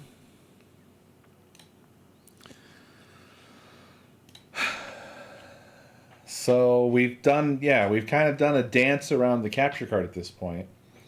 I still can't explain why we were ever able to see anything higher than 60 hertz at 4K on the capture card, but I can only guess that it's because with this particular mixture of HDMI devices, those being my 4K 144 monitor, my 4K 120 switch, and my 4K 60 capture card,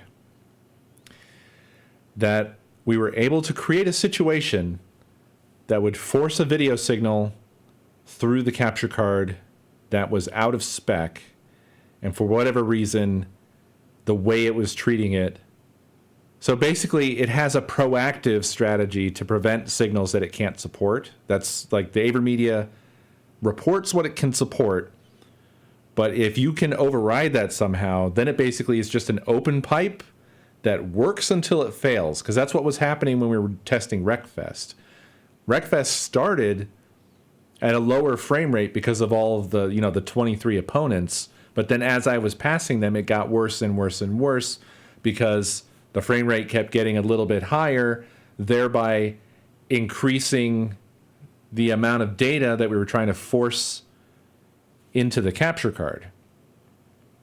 So honestly, that was a brilliant test. It was a very informative test.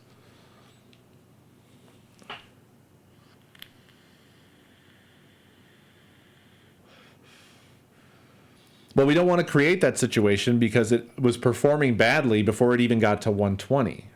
It was performing badly in the menus. It's just like, it doesn't support 120. So if we try to force it, it's just going to be a bad time. That's just a fact.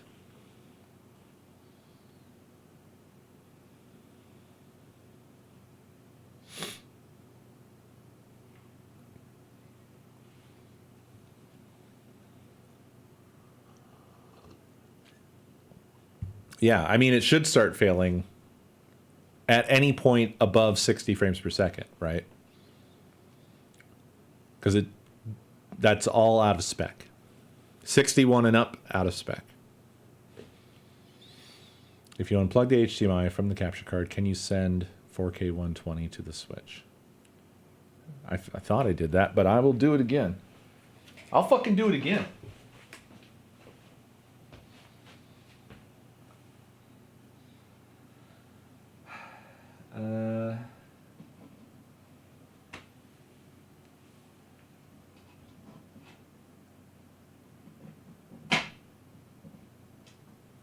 Unplug the capture card. I'm power cycling the Switch. Who knows if that does anything? On my desktop, I am now getting the monitor as my reporting device. I can set it to 4K, and for some reason, it lets me set it to 144. And I'm doing it. I'm doing it. I'm doing it.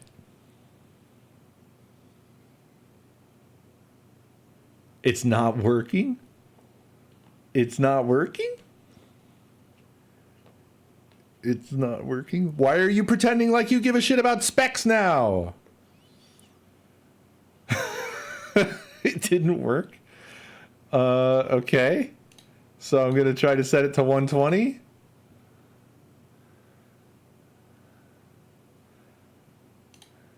And it works.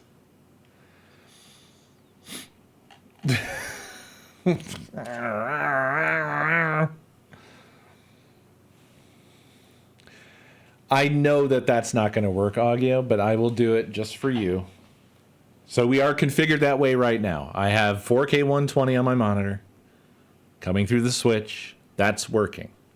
I'm going to plug in the capture card.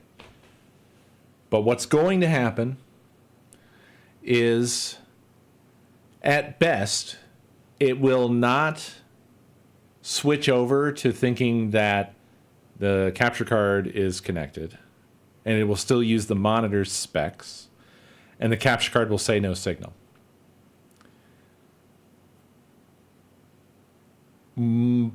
Possibly more likely, it's going to switch over to seeing the capture card as the monitor and automatically revert specs. But let's find out.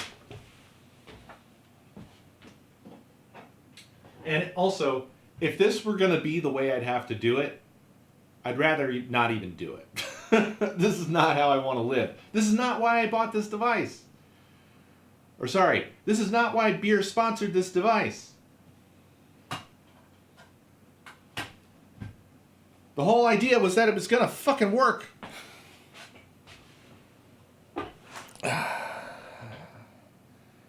Okay, so scenario 1 has occurred. Because I have not power cycled it, it still sees my 4K monitor as the spec device. I have picture because it's within the specs of the monitor. You guys don't because it's outside the specs of the capture card. Now if I power cycle the Switch, I'm not sure if anything will change.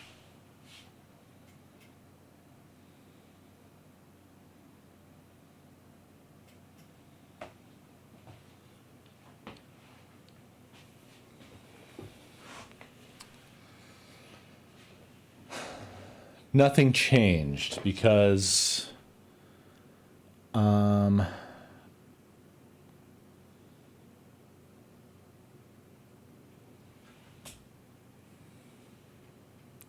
because I don't know.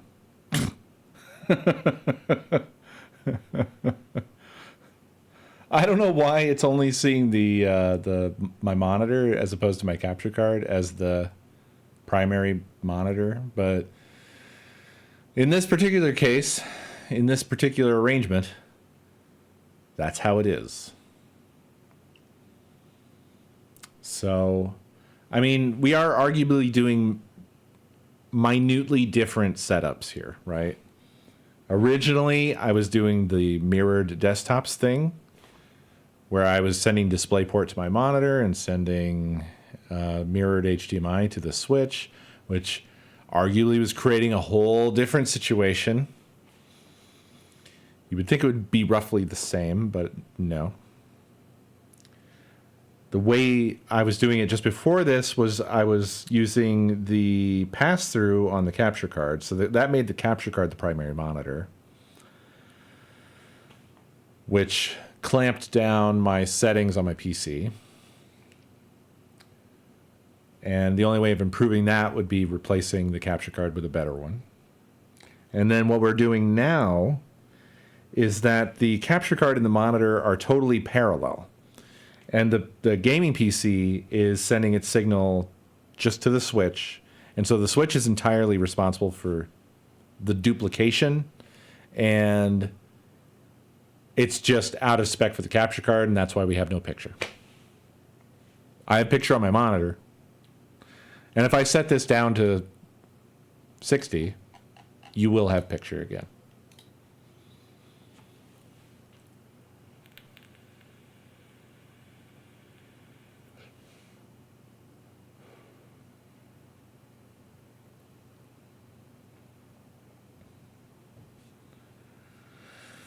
Yeah, it's weird. You would think it would be possible. And Agio was extremely convinced of it. But that just doesn't seem to be a feature. I did not say that those settings were okay, so it reverted. You would think that that would be a feature. But it's not a feature that NVIDIA Control Panel provides.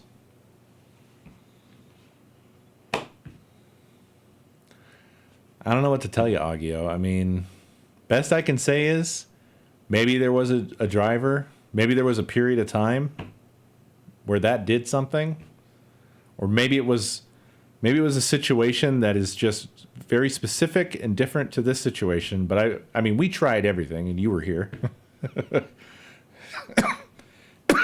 and everything we tried seemed to indicate that those settings don't do anything. I don't know what was different about it with regards to what you were doing. I mean, I believe you is what I'm saying. It's just I also have to believe the results of what we tried to do. And we really tried every possible thing. And it just did not do anything.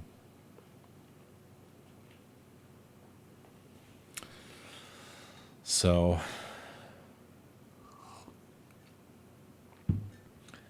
I appreciate all your ideas, though. I feel like we really put this through its paces in terms of everything short of just buying another capture card. I have simply no idea what else to try. There's no other way, I don't think, to physically reconfigure this differently. I think we've basically tried now every possible arrangement. But the only thing that really seems like a lead is just the fact that we know what the capture card specs are and that they are below everything else.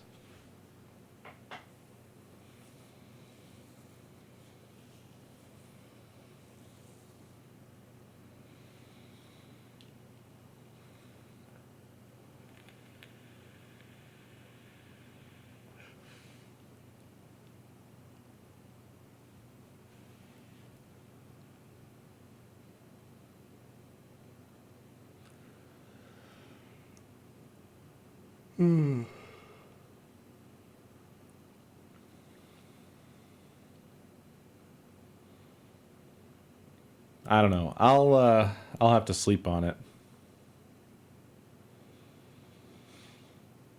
I'll have to sleep on it. I could throw the capture card on Throne. Let you guys decide for me. I kind of hate that, though. I hate that I make one fucking... Like, it all started from one thing, and then it just... Well, sure you can. You make it a community, community goal thing, so that the result is cash, rather than letting them buy it. Which, by the way, it's a pain in the ass if you actually let it go through to that for them to handle. Which is why I set everything to fucking just community, because then I can just cash it out and then do it myself. Yeah, man, this cascaded so hard. Like, I don't even know. I don't know how I know how I got here. I don't know why I was about to say I don't. I do.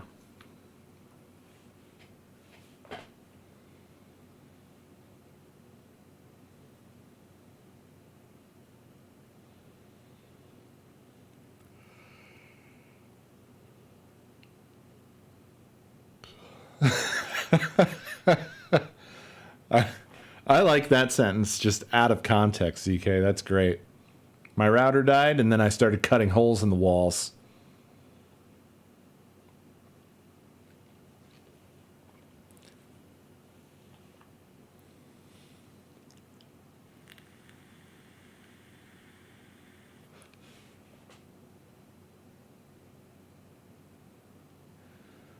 It could be the sunspot. You might be onto something, Kip.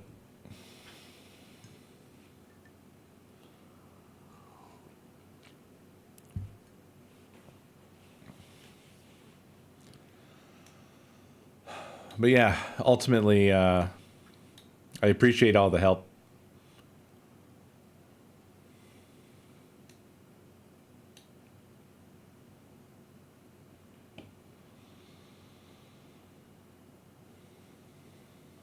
What's that program called, Augio? I can take a look separately, see how it is. I don't know if I want to install a program just for that, though. But it is weird that... It's weird that NVIDIA doesn't just have that feature. Because they really feel like with this screen here, it feels like they're within throwing distance of it. And yet...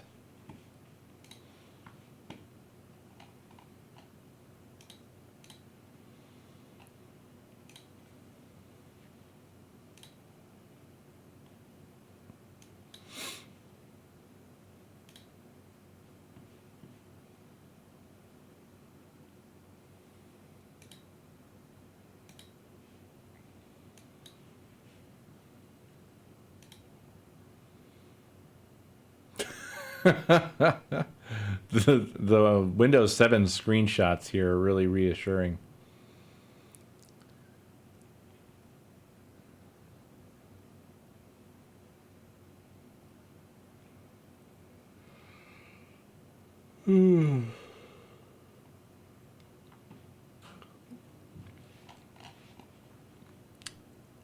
Man, I don't know if this looks very reputable.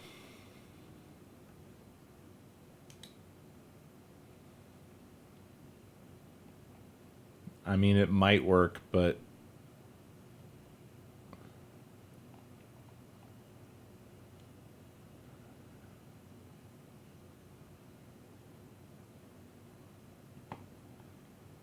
I don't know.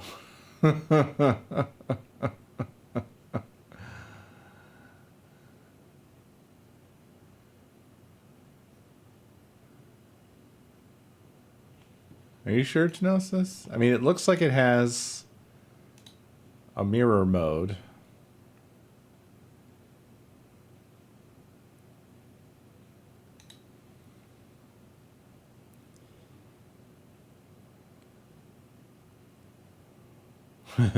Multi-monitor gaming. Gamers will appreciate several features of actual multiple monitors that were developed specifically for enhancing multi-monitor gaming experience, making it more attractive and convenient. Ignore deactivation prevents the game from being minimized. By using this feature, you can play your favorite games on one display and stream, surf web, watch full-screen video, and etc. on others. Lock mouse locks the mouse pointer in a specific window or monitor, preventing it from leaving a game, and many others. Desktop mirroring.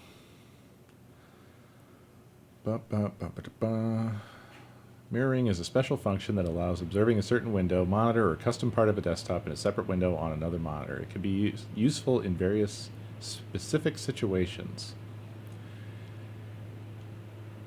Doesn't say, though, anything about being able to... Let me see. Mirroring feature allows you to overcome the Windows restriction on multiple monitors cloning, enabling you to clone the primary monitor to any number of additional blah blah blah. But I feel like it doesn't have that restriction anymore. In addition, the mirroring facility lets you view some part of the desktop in a special window. I don't want that, though. So, monitor. The monitor will duplicate. Yeah. Set the parameters of the mirror image. Allows you to set the kind of scale, fixed or variable. Toggle the displaying of the mouse pointer in the mirror image and specify the update interval. In seconds? After activating, mirrors can be placed anywhere on the multi-monitor desktop. Using mirrors, you can duplicate cloning image from one monitor to another.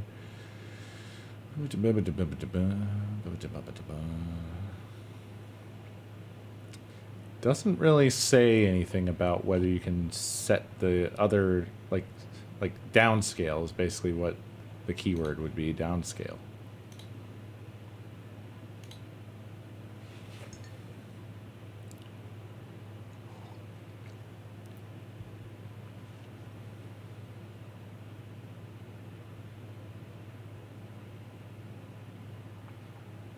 Did you manage to... Oh, okay. Still struggling. I might let you cook on that and head out, because I've gone massively overtime on a work night here at this point. I wasn't expecting this level of struggle. I didn't plan on this. Believe it or not.